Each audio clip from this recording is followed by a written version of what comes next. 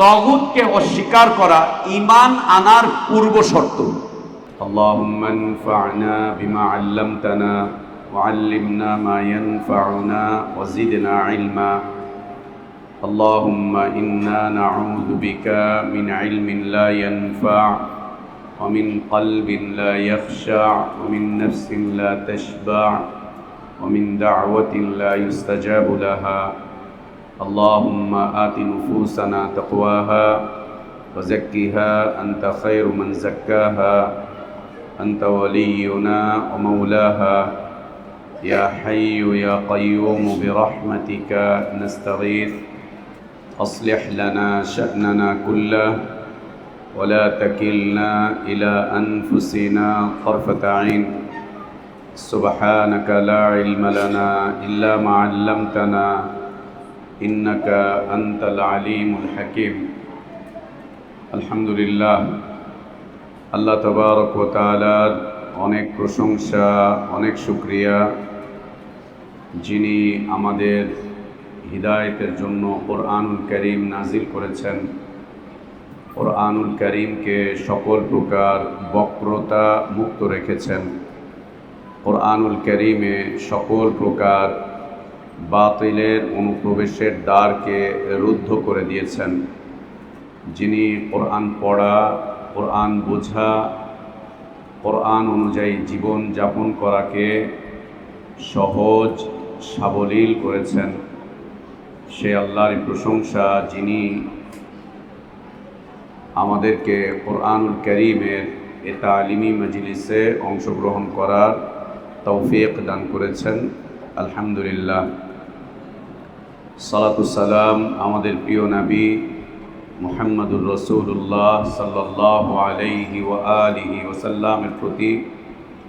আল্লাহ সুবহানাহু ওয়া তাআলা যার কাছে কোরআনুল কারীম নাজিল করেছিলেন, যিনি কোরআন পড়তেন, পড়াতেন, বুঝতেন, বুঝাতেন, যিনি কোরআন অনুযায়ী জীবন যাপন করতেন, মানুষকে উদ্বুদ্ধ করেছেন, যার চরিত্র ছিল কোরআনুল কারীমের হুবহু বাস্তব রূপ, সে রাসূলের প্রতি সালাতু সালাম।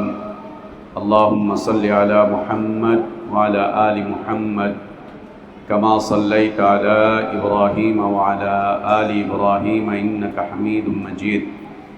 আল্লাহুম্মা বারিক আলা মুহাম্মদ ওয়া আলা আলি মুহাম্মদ كما باركت على إبراهيم وعلى آل إبراهيم إنك حميد مجيد।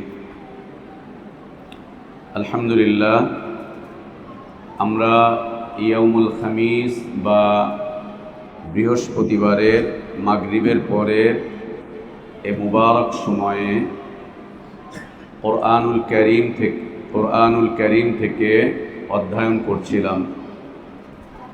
সে ধারাবাহিকতায় আমরা সূরাতুন নিসা এর 59 নম্বর আয়াত পর্যন্ত আমরা পড়ে এসেছি বা দার্স করে এসেছি। আজকে 60, 61, 62 এবং 63 নম্বর আয়াত আমরা তিলাওয়াত করেছি। আল্লাহর কাছে আমাদের দোয়া, আল্লাহ আমাদেরকে তাই বলা এবং শোনার তৌফিক দান করেন, যা বলা এবং শোনাটা আমাদের হিদায়াতের কারণ হয়। ওই সমস্ত কথা বলা এবং শোনা থেকে আল্লাহ আমাদেরকে দূরে রাখেন, যে সকল বক্তব্য বিবৃতি পথভ্রষ্টতার কারণ, গুমরাহির কারণ, হিদায়াত থেকে দূরে সরে যাওয়ার কারণ, আল্লাহ তা থেকে আমাদেরকে দূরে রাখেন। আল্লাহুম্মা আমিন।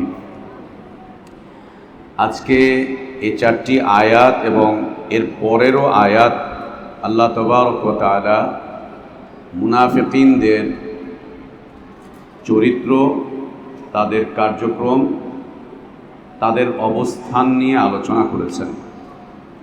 আলোচনার উদ্দেশ্য হচ্ছে যাতে করে তারা সংশোধন হয়ে যায়। কোরআনুল কারীম হিদায়াতের কিতাব। এই কিতাবে আল্লাহ তাবারক ওয়া তাআলা পৃথিবীর মৌলিকভাবে সকল শ্রেণী পেশার মানুষের মত এবং পথ চিন্তা এবং চেতনা, নীতি এবং আদর্শ তুলে ধরেছেন। পৃথিবীর সকল শ্রেণী পেশার মানুষের মত, পথ, চিন্তা, চেতনা, নীতি, আদর্শের কথা আল্লাহ তুলে ধরেছেন। এই আদর্শ, নীতি, চিন্তা, চেতনা, মত, পথগুলো তুলে ধরার উদ্দেশ্যই হচ্ছে তারা যাতে করে তাদের এই ভ্রান্ত অবস্থান থেকে ফিরে এসে আল্লাহ তাবারক ওয়া তাআলার দেওয়া একমাত্র পথের উপরে নিজেদেরকে প্রতিষ্ঠিত করে, অর্থাৎ তারা যেন সিরাতে মুস্তাকিমের দিকে চলে আসে, হিদায়াতের পথে যেন তারা চলে আসে। নিছক কোনো উদ্দেশ্যে আল্লাহ তাবারক ওয়া তাআলা কুরআনুল কারীমে বিভিন্ন শ্রেণী পেশার মানুষের পরিচয় তুলে ধরেননি যে এমনি এমনি একটা কিতাব লেখা দরকার, তাই কিতাবে এর পরিধিটা বড় করা দরকার, তাই এখানে অনেক কিছু গল্প, কিচ্ছা, কাহিনী তুলে ধরা হয়েছে, যেমনটা আমরা বাজারে বই পুস্তকগুলোতে খুঁজে পাই। লেখার পরিধি বাড়ানো দরকার, বইয়ের কলেরবটা বৃদ্ধি করা দরকার, একটু বেশি মোটা হওয়া দরকার। এজন্য প্রত্যেক সংস্করণে একে আরও বৃদ্ধি নিয়ে আসা হয়। বিভিন্ন লেখকরা এই কাজটি করে থাকেন, সেটা তাদের মতো করে। আল্লাহ তাবারক ওয়া তাআলা কুরআনুল কারীমে অনেক শ্রেণী পেশার মানুষের মত, পথ, চিন্তা, চেতনা, নীতি এবং আদর্শ তুলে ধরেছেন।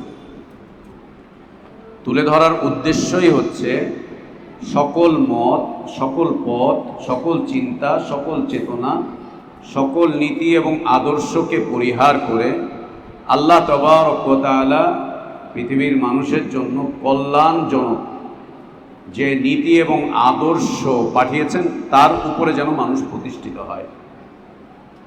এই উদ্দেশ্যেই আল্লাহ তাবারক ওয়া তাআলা কুরআনুল কারীমে মুনাফিকিনদেরও আলোচনা করেছেন।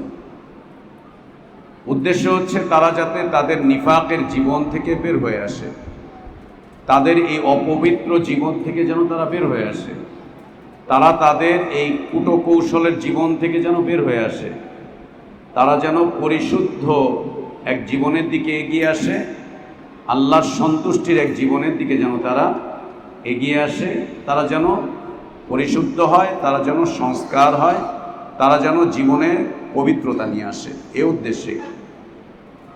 ঠিক একই রকম কোরআনের এই আয়াতগুলো যেখানে বিভিন্ন চিন্তা, চেতনা, মত, পথ, নীতি, আদর্শগুলো আল্লাহ তাবারক ওয়া তাআলা তুলে ধরেছেন, এগুলো যে বা যারা যেখানে বা সেখানে তালিম করবে, মানুষকে তাদরিস করবে, জানাবে, তাদেরও উদ্দেশ্য হবে যে এর মাধ্যম দিয়ে আমি মানুষের ইসলাহ চাই, এর মাধ্যম দিয়ে আমি মানুষের সংশোধন চাই।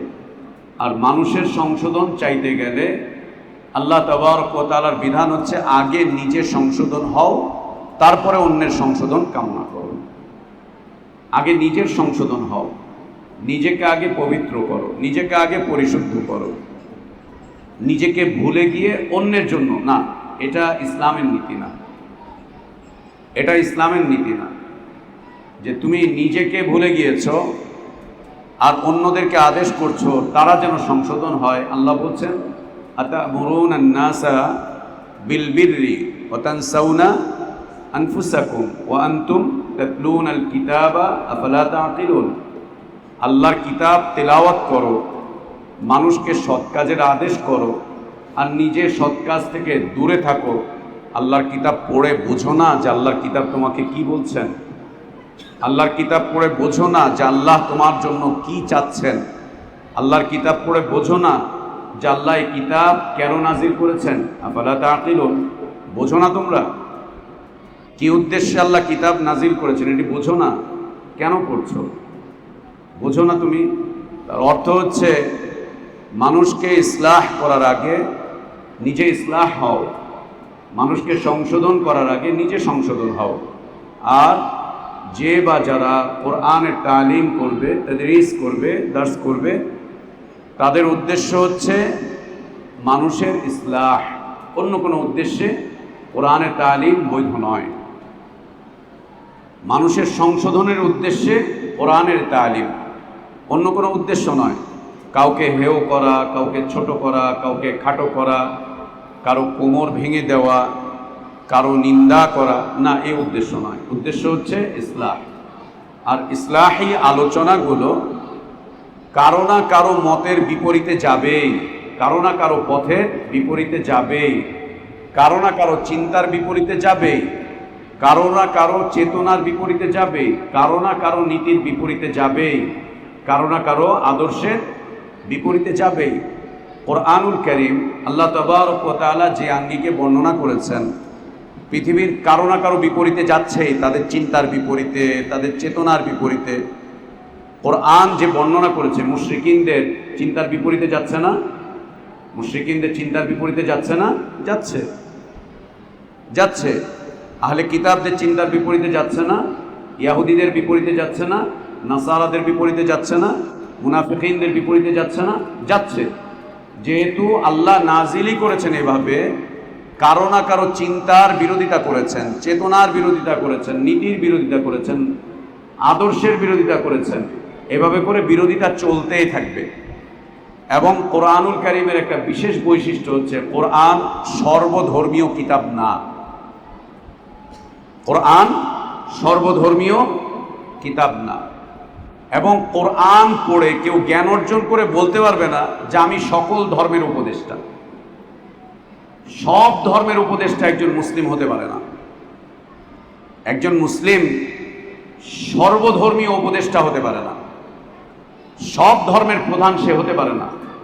সব ধর্মের প্রধান যদি হয় তো পৃথিবীতে একটা বাতিল ধর্ম আছে, যে ধর্ম সম্পর্কে এদেশের অনেক উলামারাও জানেন না। সে ধর্মের নাম হচ্ছে ওয়াহদাতুল আদিয়ান। ওয়াহদাতুল আদিয়ান, যে ধর্মের দাওয়াত পাকিস্তানে ব্যাপক, মিশরে ব্যাপক, সিরিয়াতে ব্যাপক, যে ধর্মের দাওয়াত শিয়া দেশগুলোতে ব্যাপক, যে ধর্মের দাওয়াত আমাদের দেশে এসে ছোঁয়া লেগেছে গত 30 বছর যাবৎ। 1990 সালের পর থেকে এই ধর্মের দাওয়াত ব্যাপক থেকে ব্যাপকতর হচ্ছে বিভিন্ন বিভ্রান্ত উলামাদের মাধ্যম দিয়ে, বিভ্রান্ত মতের উলামাদের মাধ্যম দিয়ে ব্যাপক থেকে ব্যাপকতর হচ্ছে। ওয়াহদাতুল আদিয়ান এর মূল বক্তব্যগুলো খুব সুন্দর, মানুষকে খুব আকর্ষণ করে, মানুষের চিন্তার জগতে তাকে খুব আনন্দ দেয় যে সব ধর্মের সাথে আমাদের অবস্থান হচ্ছে খুব চমৎকার, সহিংসতাপূর্ণ, এই পূর্ণ সেই পূর্ণ, আমি সব ধর্মের পক্ষে কথা বলি, সব ধর্মই ধর্ম। না, একজন মুসলিম সর্বধর্মীয় হতে পারে না। একজন মুসলিম সর্বধর্মীয় হতে পারে না। সর্বধর্মীয় নীতি এবং আদর্শের পক্ষে একজন মুসলিম কথা বলতে পারে না। এটা উচিত না, এটা ঠিক না, এটা ঠিক না। আমাদের দেশে এই দাওয়াত ব্যাপক থেকে ব্যাপকতর হচ্ছে ওয়াহদাতুল আদিয়ানের, এবং এই দাওয়াতগুলো প্রচারিত হচ্ছে বিভ্রান্ত উলামাদের মুখ থেকে, এমনকি মসজিদের মিম্বার থেকে প্রচারিত হচ্ছে এই ধরনের দাওয়াত, এবং মানুষ এগুলোকে বাহবা দিচ্ছে, মানুষ এগুলোকে খুব প্রশংসা করছে, এই সমস্ত বক্তব্যে খুব প্রশংসা করছে। এটা উচিত না। একজন মুসলিম কখনোই সর্বধর্মীয় হতে পারে না। একজন মুসলিম তিনি ইসলামের পক্ষেই কথা বলবেন, ইসলামের নীতির উপরেই চলবেন, ইসলামের আদর্শের উপরেই চলবেন, ইসলাম নিয়েই তিনি এগিয়ে যাবেন, এবং অন্য ধর্মাবলম্বী মানুষদেরকে ইসলামের দিকে আহ্বান করে যেতে থাকবেন, আল্লাহ তাওহীদের দিকে আহ্বান করে যেতে থাকবেন, আল্লাহ তাওহীদের দিকে আহ্বান করে যেতে থাকবেন একজন মুসলিম। এটা তার কাজ। আমাদের দেশে এই প্রথম, এর আগে একজন হয়েছিলেন, এই প্রথম একজন ধর্মীয় উপদেষ্টা, ধর্ম উপদেষ্টা হলেন একজন আলেম ব্যক্তি, বিজ্ঞজন ব্যক্তি, লেখাপড়া জানা, দেশ বিদেশে তার অনেকগুলো সার্টিফিকেট রয়েছে, এবং খুব সুনাম কুড়াচ্ছেন, খুব সুনাম কুড়াচ্ছেন। আমি তাকে চিনি অনেক আগে থেকে, অনেক আগে থেকেই তার সাথে পরিচয়, সম্পর্ক অনেক আগে থেকেই চিনি। লোকটা দেওবন্দি সিলেবাসে পড়াশোনা করেছেন, এরপরে কলেজ ইউনিভার্সিটিতে পড়েছেন, ইউনিভার্সিটির শিক্ষক, প্রফেসর তিনি, সর্বমহলে তিনি খুব সুনাম কুড়াচ্ছেন। তিনি গত কয়েকদিন আগে রাজশাহীতে আমাদের এক আহলে হাদিস মাদ্রাসায় গিয়ে বলছেন আমি সব ধর্মের উপদেষ্টা, এবং বলছেন আহলে হাদিস উলামাদের পাশে কোনো উলামা, কোনো আলেম এটার প্রতিবাদ করেননি, বলেননি। এটা আহলে হাদিসদের নীতি না, নীতি হতে পারে না। আহলে হাদিসরা এই সমস্ত বিষয় কখনো নীরব এবং চুপ থাকতে পারে না। প্রতিবাদ না করলেও তাকে সংশোধন করতে হবে, তাকে বলে যেতে হবে আপনি সর্বধর্মীয় উপদেষ্টা হতে পারেন না, আপনি একজন মুসলিম। এবং তিনি ঘোষণা করেছেন, মাদ্রাসার ছাত্ররা নাকি তার কাছে আবেদন জানিয়েছে যে দুর্গা পূজায় ভলেন্টিয়ারের স্বেচ্ছাসেবকের কাজ করতে চায় মাদ্রাসার ছাত্ররা। যেই ছেলেপেলেরা এগুলো বলেছে তাদের ওস্তাদদের মানও এইরকম, এই জন্য এই ছেলেগুলো এই কথা বলতে পেরেছে। একজন মুসলিম গায়রুল্লাহর ইবাদতের স্বেচ্ছাসেবক হতে পারে না। গায়রুল্লাহর ইবাদতের স্বেচ্ছাসেবকের ভূমিকা একজন মুসলিম পালন করতে পারে না, এটা হতে পারে না। কোন মাদ্রাসার ছাত্ররা বলেছেন? আর যেই মাদ্রাসার ছাত্ররা বলেছে সেই মাদ্রাসার ছাত্ররা কোন শিক্ষকদের কাছে দিন শিখছে, ঈমান শিখছে, তাদের দিন এবং ঈমান আর তাদের সিলেবাস নিয়ে প্রশ্ন করা উচিত। এটি ওয়াহদাতুল আদিয়ানের দাওয়াত। অতএব সতর্ক, ছাত্ররা যারা আছো খুব সতর্ক, কোনো শকুন যাতে তোমাদের এই দিন কেড়ে নিতে না পারে, কোনো শকুন যাতে তোমাদের চিন্তা, চেতনা, নীতি, আদর্শ কেড়ে নিতে না পারে, তোমাদের চিন্তার জগতে যাতে কেউ জাল ফেলতে না পারে, অন্য কিছুতে যেন না আসতে পারে।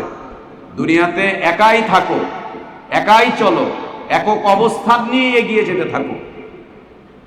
সাথে আল্লাহর রহমত পাবে, আল্লাহর নুসরত পাবে, আল্লাহর মাগফিরাত পাবে, আল্লাহর পক্ষ থেকে আসা বারাকাত পাবে।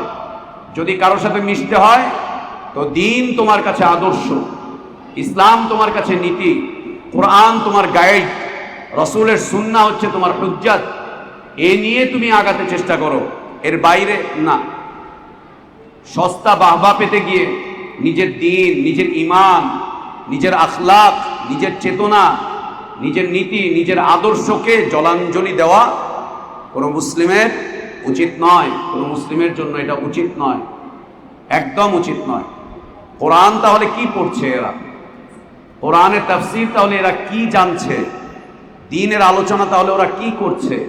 ওদের দ্বীনি মাদ্রাসাগুলোতে তাহলে কি শিক্ষা দেওয়া হয় যে মানুষ, ছেলেপেলেরা, ছাত্ররা, শিক্ষকরা ওয়াহদাতুল আদিয়ানের দিকে চলে যায়?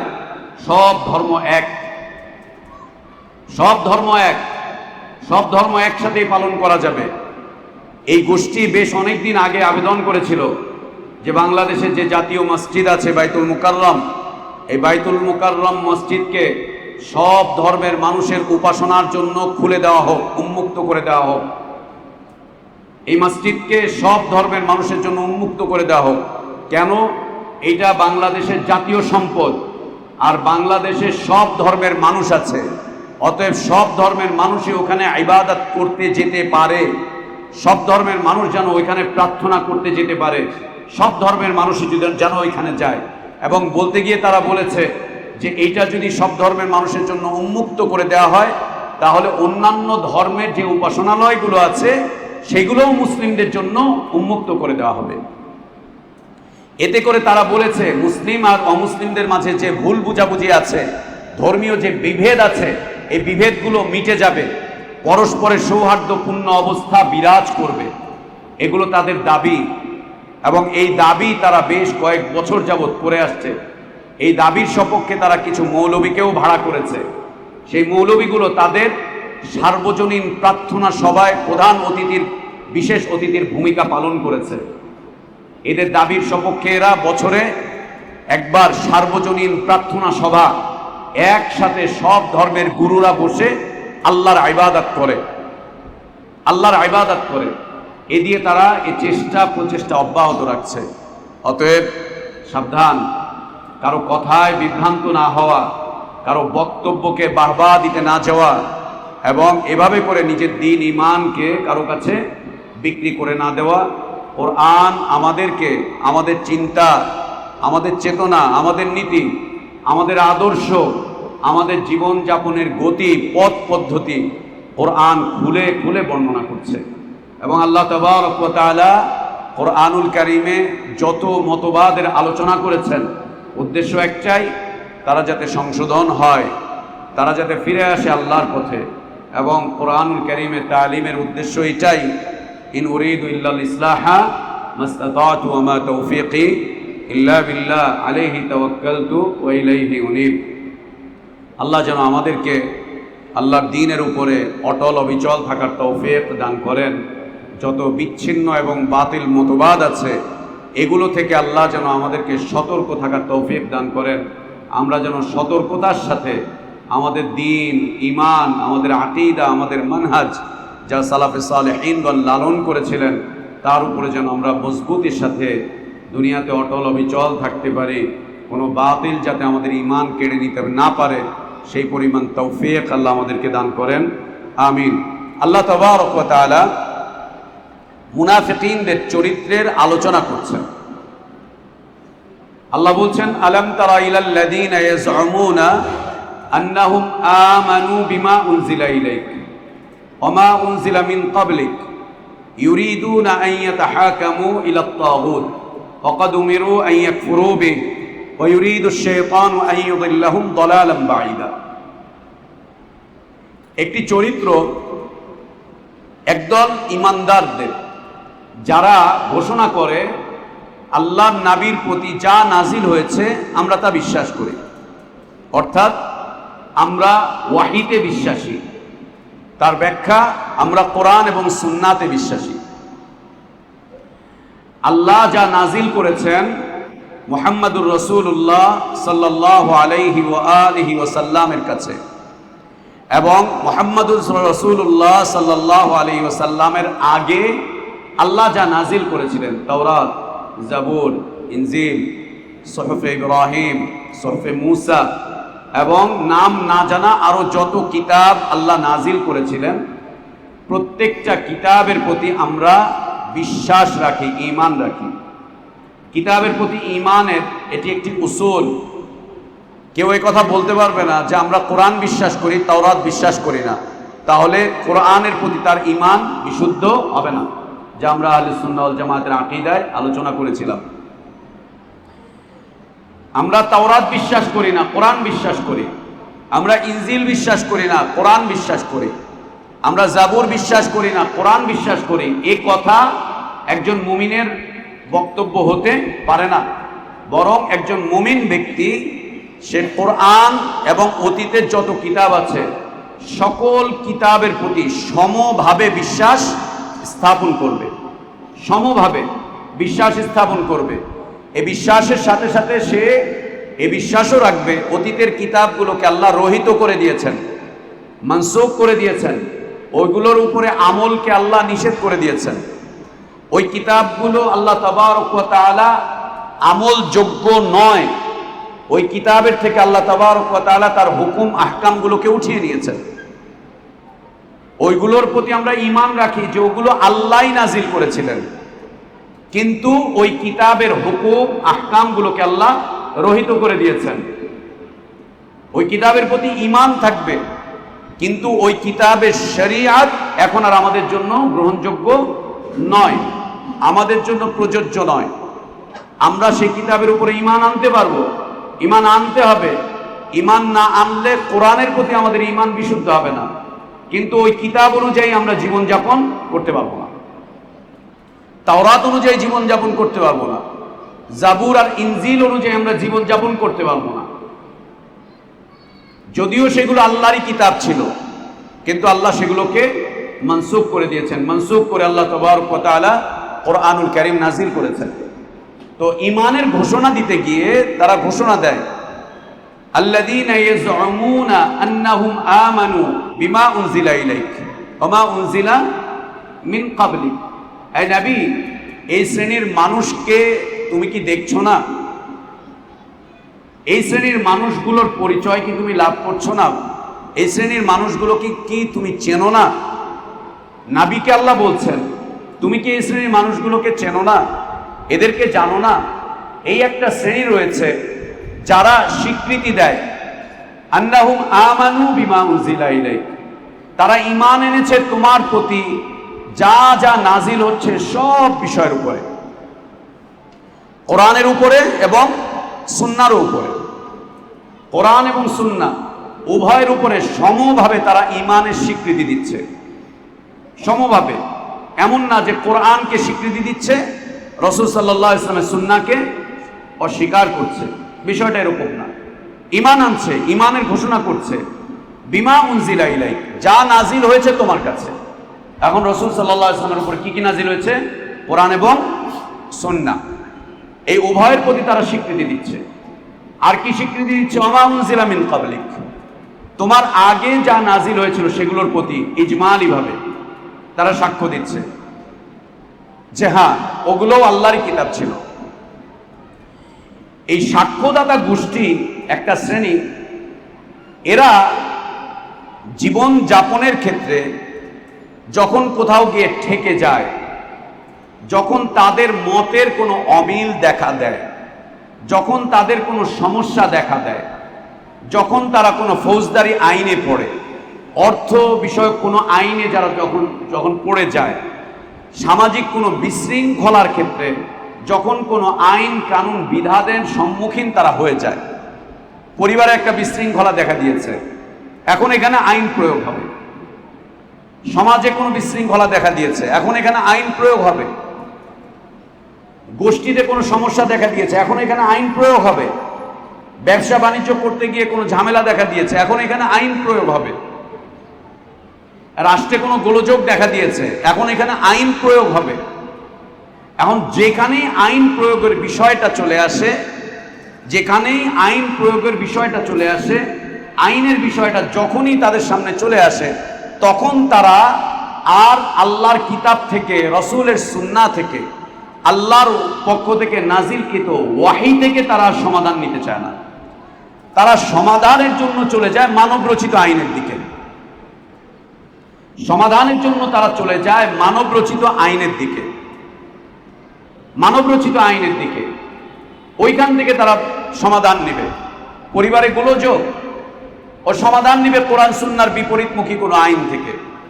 সমাজে কোনো গোলযোগ হয়েছে, বিশৃঙ্খলা, অর্থনীতিতে, সমাজনীতিতে, পরিবারের নীতিতে, অথবা অন্য কিছুতে কোথাও যখন ঝামেলা হচ্ছে, এই মানুষগুলো পছন্দ করে না যে তার এই ঝামেলাগুলো কোরআন এবং সুন্নাহ দিয়ে মিটানো হোক, কোরআন সুন্নাহ দিয়ে সমাধান হোক, এটা তারা আর পছন্দ করে না। তখন তারা চলে যায় তার এই সমাধান করতে তগুতের কাছে। তগুতের অনেকগুলো পরিচয়। তগুতের প্রথম পরিচয় হচ্ছে শয়তান। তগুতের আরেকটি পরিচয় হচ্ছে আল্লাহ ছাড়া যত কিছুর ইবাদত করা হয় সেটা তার সন্তুষ্টিতে করা হোক অথবা তার অসন্তুষ্টিতে করা হোক।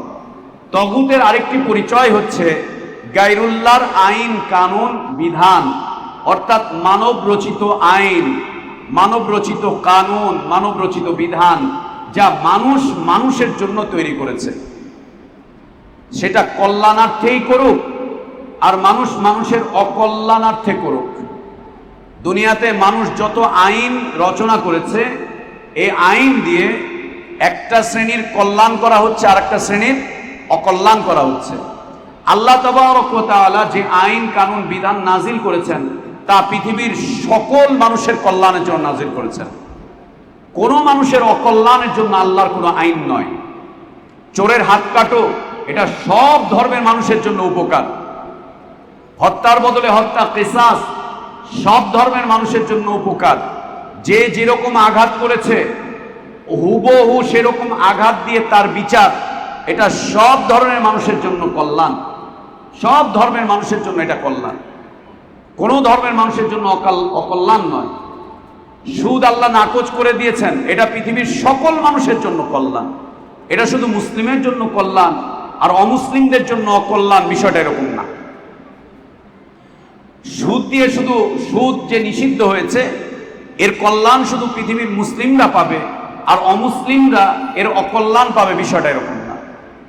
সব মানুষের কল্যাণের জন্য আল্লাহ তাবারক ওয়া তাআলা এই সামাজিক আইন, পারিবারিক আইন, রাষ্ট্রীয় আইন, এই সব আইন আল্লাহ তাবারক ওয়া তাআলা পৃথিবীর সকল শ্রেণীর, সকল পেশার, সব ধর্মের মানুষের কল্যাণের জন্য নাজিল করেছেন। আর এর সাথে সাথে মানুষ যে আইনগুলো তৈরি করেছে, এই আইন দিয়ে পৃথিবীর এক শ্রেণীর মানুষকে উপকার করার চেষ্টা করা হয়েছে আর বিশাল আরেক শ্রেণীর মানুষের ক্ষতি করার চেষ্টা করা হয়েছে, আরেক শ্রেণীর মানুষের ক্ষতি করার চেষ্টা করা হয়েছে। পৃথিবীর সব দেশেই ভিন্ন মতকে দমন করার জন্য আইন তৈরি করা হয়। ভিন্ন মত দমন, একে দমন করার জন্য আইন করা হয়, ভিন্ন মত দমনের জন্য আইন করা হয়। এ দিয়ে একটা মতের উপরে জুলুম চলে, আর একটা মত এখানে শান্তির ঘুম ঘুমায়, আর একটা মত এখানে নাকে তেল দেয়, আর একটা মত এখানে তারা জালেমের অট্ট হাসিতে তারা লিপ্ত হয়, জালেমের অট্ট হাসিতে তারা ফেটে পড়ে, ভিন্ন মত দমন করতে পারে। ইসলামের আইন কানুন বিধানের বিষয়টা এতটাই চমৎকার যে এখানে কোনো জুলুম প্রতিষ্ঠা হবে না, এখানে কোনো ভিন্ন মত দমন হবে না, এখানে অন্যের উপরে কোনো জুলুম, অন্যায়, অত্যাচার বা ভিন্ন মতকে দমন করে একটা মতকে বা একটা শ্রেণীকে, একটা পথকে মানুষ উঁচু করে তুলে ধরবে, মানুষকে দাঁড় করাবে, এরকমটা ইসলামের আইনের বিশেষত্ব না, এমনটা না।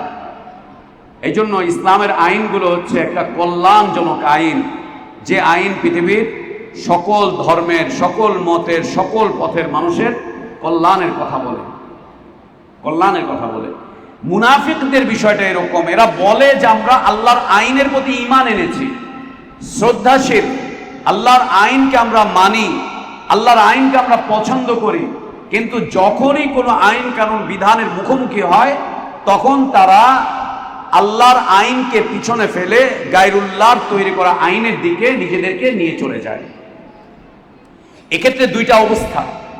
আল্লাহ যখন এই আয়াত নাজিল করছেন তখন মদিনাতে একটা ইসলামী রাষ্ট্র ব্যবস্থা প্রতিষ্ঠিত অবস্থায় আছে, যেই রাষ্ট্র ব্যবস্থার প্রধান হচ্ছেন রাসূলুল্লাহ সাল্লাল্লাহু আলাইহি ওয়াসাল্লাম, যেখানে এক এক করে সব আইন কানুন বিধান প্রয়োগ হচ্ছে। একটা খিলাফত, একটা রাষ্ট্র ব্যবস্থা প্রতিষ্ঠিত অবস্থায় আছে, যেখানে আইন কানুন বিধান প্রয়োগ করতে নবী সাল্লাল্লাহু আলাইহি সাল্লামকে কোনো প্রকার বেগ পোহাতে হচ্ছে না, সেই অবস্থাতে একজন মুসলিম এসে, একজন মুমিন ঈমানের স্বীকৃতি দানকারী ব্যক্তি এসে বলবে যে আমরা আল্লাহর এই আইনকে বাদ দিয়ে আমরা অন্য আইনের থেকে এর বিচার, এর ফয়সালা দিব, এটি কখনোই ঈমানের পরিচায়ক হতে পারে না। দ্বিতীয় অবস্থা হচ্ছে ঠিক এটার বিপরীত।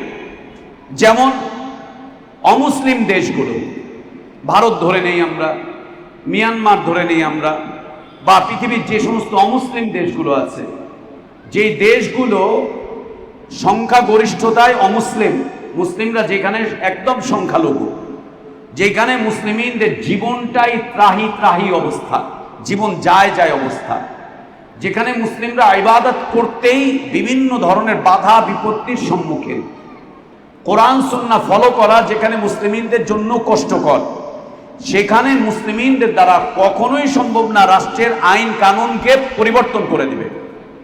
সেখানে কোনোভাবেই সম্ভব না রাষ্ট্রের অবকাঠামোর কাছে গিয়ে বলবে যে আমাদেরকে কোরআন সুন্নাহ দিয়ে ফয়সালা করো। ধরে নাও ভারত, ধরে নাও মিয়ানমার, ধরে নাও নেপাল, ধরে নাও ভুটান, আরো যা আছে, এইখানে মুসলিমরা গিয়ে বলতে পারবে না কোর্টে যে আমার ব্যাপারে আপনারা কোরআন সুন্নাহ দিয়ে ফয়সালা দেন। সেখানে মুসলিমরা মাজুর, অপারগ। এই অবস্থাতে মুসলিমদের অপারগতায় মুসলিমদেরকে আল্লাহ তাবারক ওয়া তাআলা ক্ষমা করবেন, এটা অপারগতা। সেখানে মুসলিমরা স্বেচ্ছায় কখনো কোর্টে যাবে না, স্বেচ্ছায় কখনো আদালতে যাবে না, স্বেচ্ছায় কখনো মামলা দায়ের করতে যাবে না, হাসতে হাসতে তারা কখনো ওই পথ পদ্ধতিতে যাবে না। যদি তারা কোনো কারণে আটকা পড়ে যায় তখন সেখান থেকে তারা নিষ্কৃতি লাভ করার চেষ্টা করবে। যেমন মনে করো আমরাই আটকা পড়লাম, একটা মামলার গেড়াকলে পড়ে গেলাম, এখান থেকে নিয়ে চলে গেল আমাদের। এখন বিচার ফয়সালা কাকে দিয়ে হচ্ছে, কে করছে? সুবহানাল্লাহ। কার আদালতে আমাদেরকে পিছনে হাত মোড়া করে এইভাবে করে দাঁড় করানো হয়েছে? কোন আইন দিয়ে বিচার করা হয়েছে? কোন আইন দিয়ে আমাদের ফয়সালা করা হয়েছে? এই আইনকে আমরা ঘৃণা করি, এই আইনকে আমরা অস্বীকার করি, এই আইনকে আমরা অপছন্দ করি, কিন্তু কিচ্ছু করার নাই, আমাদেরকে ওই আইনের সামনেই দাঁড়াতে হয়েছে। যেমন মক্কার যুগে রাসূলুল্লাহ সাল্লাল্লাহু আলাইহি ওয়াসাল্লামকে দাঁড়াতে হয়েছিল, সাহাবীদেরকে দাঁড়াতে হয়েছিল। আফসোস এটা যে সংখ্যাগরিষ্ঠ মুসলিম দেশগুলোতে আমাদেরকে এই সমস্ত আইন কানুন বিধানের সামনে পিছন মোড়া করে হাত বেঁধে আমাদেরকেও তোলা হয়, আমাদেরকেও দাঁড় করানো হয়। এই অবস্থায় আমরা মাজুর, এই অবস্থায় আমরা অপারগ, এই অবস্থায় আমাদের করার কিছুই নেই। এই অবস্থায় আমাদের উচিত যে যত তাড়াতাড়ি সম্ভব ওখান থেকে নিষ্কৃতি লাভ করে চলে আসা, এসে সাধারণ জীবন যাপন করার চেষ্টা করা।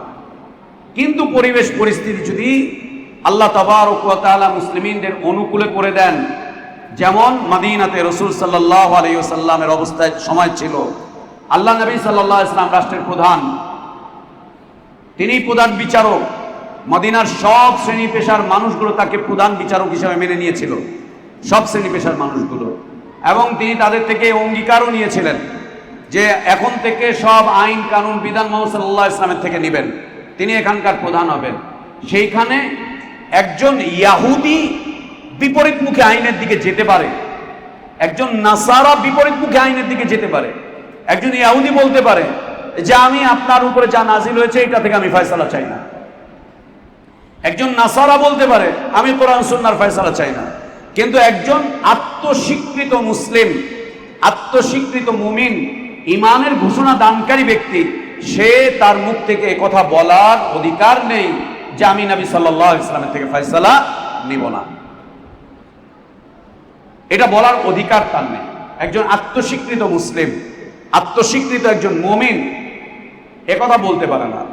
যদি কখনো সে কথা বলে ফেলে, ইসলাম তার পরিচয় দিয়েছে সে হচ্ছে মুনাফিক। ইসলাম তার পরিচয় দিয়েছে সে হচ্ছে মুনাফিক, সে হচ্ছে মুনাফিক। এক হচ্ছে কাউকে জোর করে ধরে নিয়ে বিচারকের সামনে দাঁড় করিয়ে দিয়েছে, এখন বিচারক পাতা উল্টাবে আর ওইখানে ফলাফল দিবে, ফয়সালা দিবে। আরেকটা হচ্ছে প্রতিষ্ঠিত ইসলামী রাষ্ট্র, প্রতিষ্ঠিত ইসলামী অবকাঠামো সবকিছু আছে, ওইখানে একজন আত্মস্বীকৃত মুসলিম বলবে আমি রসুলের সুন্নাহ থেকে ফয়সালা নিব না, আমি রসুলের কাছে যাব না সাল্লাল্লাহু আলাইহি ওয়াসাল্লাম, আমি তার থেকে নিব না, আমি ঈমান আনি সব কিতাবের থেকে, সব কিতাবের উপরে, কিন্তু আমি ফয়সালা আইন কানুনের ক্ষেত্রে আমি এটা করতে পারবো না। ইসলাম তার পরিচয় দিয়েছে সে হচ্ছে মুনাফিক, তার অন্তরে নিফাক রয়েছে। ওর স্বীকৃতি এখন যাই দিক, ও যতই স্বীকৃতি দেখ, তার অন্তরে কি রয়েছে? নিফাক রয়েছে। আল্লাহ আমাদেরকে হেফাজত করেন। মুনাফিকি থেকে বাঁচতে পারাটা খুব কঠিন। শিরকের থেকে বাঁচা যায়, কুফরি থেকে বাঁচা যায়, স্পষ্ট বিদআত থেকে বাঁচা যায়, নিফাক থেকে বাঁচাটা খুব কঠিন। নিফাকের এই বৈশিষ্ট্য পৃথিবীর মুসলিমিনদের পিছনে ধাওয়া করে চলছে। নিফাকের এই বৈশিষ্ট্যটা এমন যে শয়তান একজন মুমিনের অন্তরে সবসময় এটাকে সুন্দর করে তুলে ধরে, উপস্থাপন করে, সবসময় সুন্দর করে তুলে ধরে। নিফাক থেকে বাঁচতে পারাটা খুব কঠিন, অনেক বেশি কঠিন, অনেক বেশি কঠিন। শিরিক থেকে বাঁচতে পারবো, নাস্তিকতা থেকে বাঁচতে পারবো, কুফরি থেকে বাঁচতে পারবো, বিদআত থেকে বাঁচতে পারবো, কিন্তু নিফাক থেকে বাঁচাটা খুব কঠিন। বিদআতের ব্যাপারে অন্তরে ঘৃণা থাকলে আমরা বেঁচে যেতে পারবো, বিদআতের পরিচয় জানা থাকলে আমরা বেঁচে যেতে পারবো, কুফর শিরকে থেকে আমরা বেঁচে যেতে পারবো। আর নাস্তিকতা এটা তো প্রশ্নই আসে না। কিন্তু নিফাক থেকে, মুনাফিকি থেকে বাঁচতে পারা এটা খুব কঠিন। এবং ভয়ঙ্কর বিষয় হচ্ছে মুনাফিকরা সবসময় মুসলিমিনদের গায়ে গায়ে লেগে থাকে, এক কাতারে সালাত আদায় করে, একসাথে সামাজিক জীবন যাপন করে, একসাথে দিনী জীবন যাপন করে, একসাথে চলে ফিরে, একসাথে দিনী কার্যক্রম করে, একসাথে করে, একই সাথে চলতে থাকে। এদের চলার রাস্তাও এইটাই। এদের থেকে বাঁচাটা খুব কঠিন, খুব কঠিন, অনেক বেশি কঠিন। আর আমরা সেদিন বলছিলাম মুনাফিকিনদের নিফাকি জীবনের যতগুলো উদ্দেশ্য, তার মধ্যে একটা উদ্দেশ্য হচ্ছে দ্বীনের ক্ষেত্রে দেয়াল তৈরি করে দেওয়া। এবং এখানে আল্লাহ তাবারক ওয়া তাআলা তাই বলছেন ইয়াসুদ্দুনা আনকা সুদুদা, ইয়াসুদ্দুনা আনকা সুদুদা, আপনার বিপরীতে এরা চলে যাবে, একদম পুরোপুরিভাবে বিপরীতে চলে যাবে। একই সাথে খাচ্ছে, দাচ্ছে, চলছে, ফিরছে, জীবনযাপন করছে, সব কিছু করছে, কিন্তু রাসূল সাল্লাল্লাহু আলাইহি ওয়াসাল্লামের নীতির বিরোধী সে, আদর্শের বিরোধী সে, চিন্তার বিরোধী সে, চেতনার বিরোধী সে, মতের বিরোধী সে, পথের বিরোধী সে, নবী সাল্লাল্লাহু আলাইহি ওয়াসাল্লামের জীবন যাপনের গতির বিরোধী সে। অতএব যারা মাদ্রাসায় পড়ছো, শিক্ষকতা করছো, দিন শিখছো, খুব সাবধান। তোমার আমার সাথেই তোমার আমার মতের বিরোধী লোকজন সবসময় থেকে যাবে, সবসময় থেকে যাবে।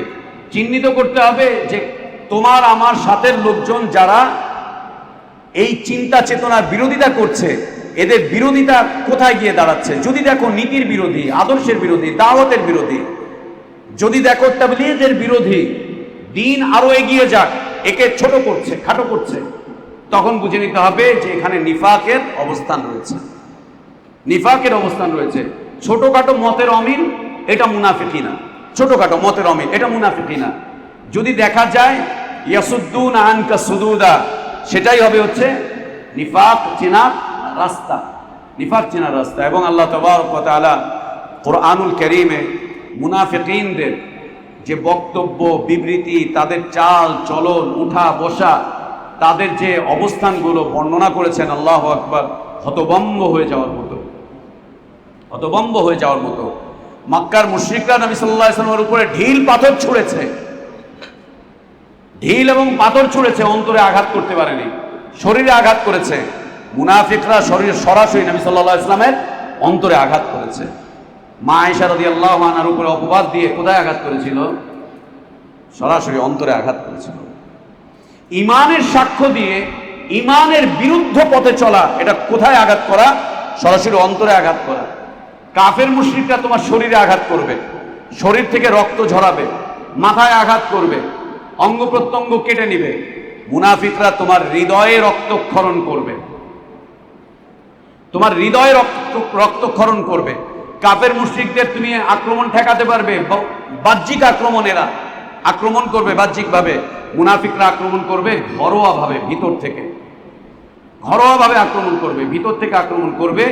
যা হয়েছিল রাসূলুল্লাহ সাল্লাল্লাহু আলাইহি ওয়া আলিহি ওয়াসাল্লামের ক্ষেত্রে, তার ক্ষেত্রে আল্লাহর নবী সাল্লাল্লাহু আলাইহি ওয়াসাল্লাম যেহেতু মুনাফিকদের নিফাকি জীবন থেকে বাঁচতে পারেননি, তো দুনিয়াতে আর কে আছে যে বেঁচে যাবে?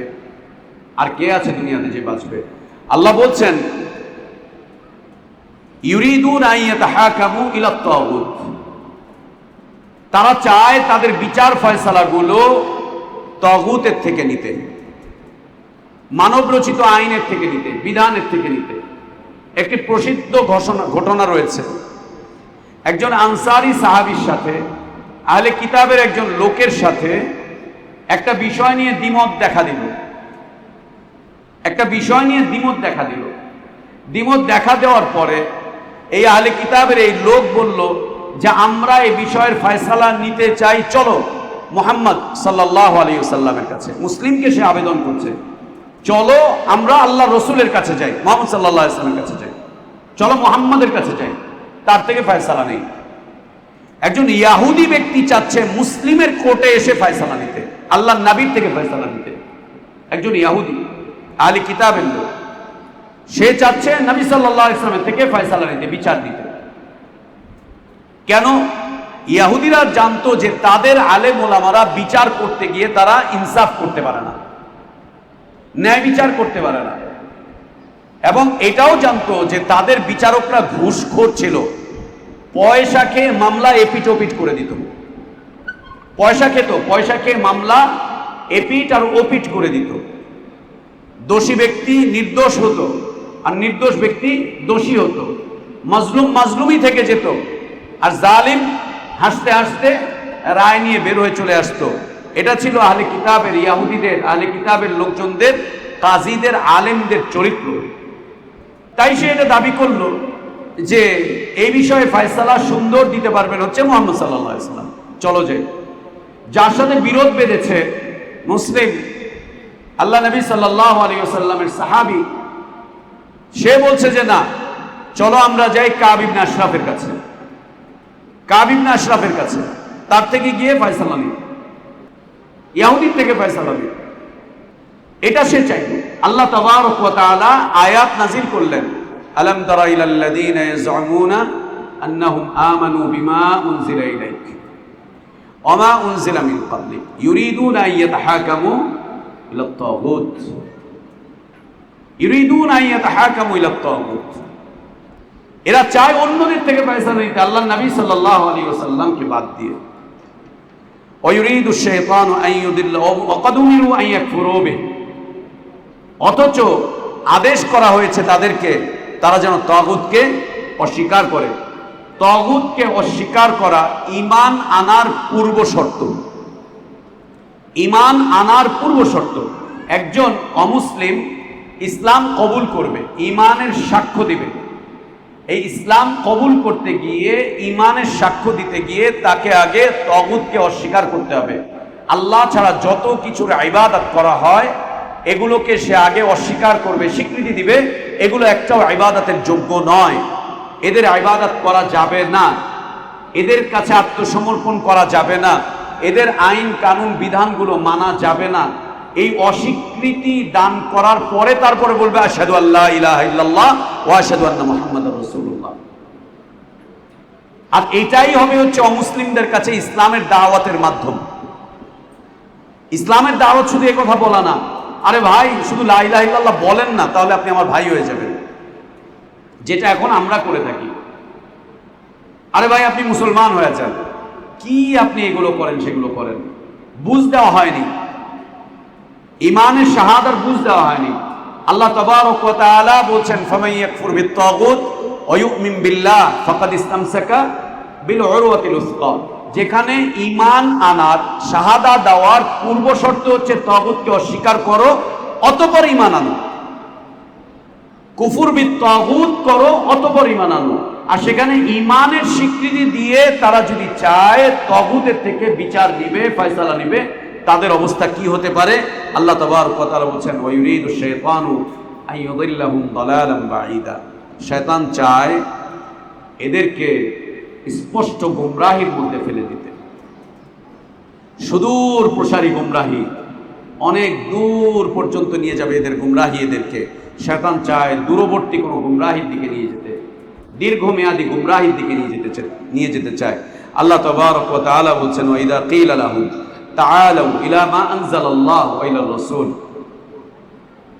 ওয়া ইযা কিলা লাহুম তাআলাউ, যখন তাদেরকে এই আহ্বান জানানো হয়, বলা হয়, এই আহ্বান জানানো হয় তাআলাউ আসো ইলা মা আনজালাল্লাহু ওয়া ইলার রাসূল, আল্লাহ এবং তার রাসূল যা বলছেন সেই দিকে, আল্লাহ যা নাজিল করেছেন এবং রাসূলুল্লাহ সাল্লাল্লাহু আলাইহি ওয়া আলিহি ওয়াসাল্লামের বক্তব্য বিবৃতি তার সুন্নাহর দিকে, কোরআন এবং সুন্নাহর দিকে আসো। চলো ফয়সালা করি কোরআন এবং সুন্নাহ দিয়ে। আল্লাহ যা নাজিল করেছেন তা দিয়ে ফয়সালা গ্রহণ করি, তা দিয়ে জীবন যাপন করি, তা দিয়ে আমরা আমাদের আদর্শকে প্রতিষ্ঠিত করি। আল্লাহ এবং তার রাসূলের বিধান দিয়ে আমরা পরিচালিত হই। চলো চলো ফয়সালা করি কোরআন এবং সুন্নাহ দিয়ে, চলো ফয়সালা করি ইসলাম দিয়ে, চলো ফয়সালাটা হোক ওয়াহি দিয়ে, ওয়াহির বিধান দিয়ে আমরা আমাদের জীবনের সব কিছুকে সমাধান করি। একথা বলার পরে যদি কাউকে বলো এদেরকে চিনতে হলে দেখবে, মুনাফিক চিনতে হলে দেখবে। যদি চিনতে চাও মুনাফিক কারা, এটা চিন্তা, এই পরিচয় লাভ করার জন্য একটা বড় মাধ্যম। যত ঝামেলা হবে বলবে যে চলো সুন্নাহর ফয়সালা নেই। মুনাফিক চেনার এটা একটা মাধ্যম। যত ঝামেলা হবে ব্যক্তিতে, পরিবারে, সমাজে, রাষ্ট্রে, অর্থনীতিতে, এই চাই সেই চাই, যে কোনো ঝামেলায় তুমি বলবে শুধু চলো সুন্নাহর থেকে ফয়সালা নেই, সুন্নাহ দিয়ে আমরা এটা নিরসন করি, সুন্নাহ দিয়ে আমরা এটা মিটমাট করি। এটা বলার সাথে সাথেই দেখবে রাআইতাল মুনাফিকিন ইয়াসুদ্দুন আনকা সুদুদা, তারা সরে যাচ্ছে ধীরে ধীরে, একদম পুরোপুরি ভাবে সরে যাবে, ধীরে ধীরে এক এক করে সরে যাবে এবং যেতে যেতে একদম পুরোপুরি সরে যাবে, আর কাছেও আসবে না, আর কাছেও ঘিরবে না। মুনাফিক চেনার এটা একটা আলামত, মুনাফিক চেনার এটা একটা নিদর্শন। আল্লাহ বলছেন ইদা কিলা লাহুম তাআলাউ ইলা মা আনজালাল্লাহু ওয়া ইলার রাসূল।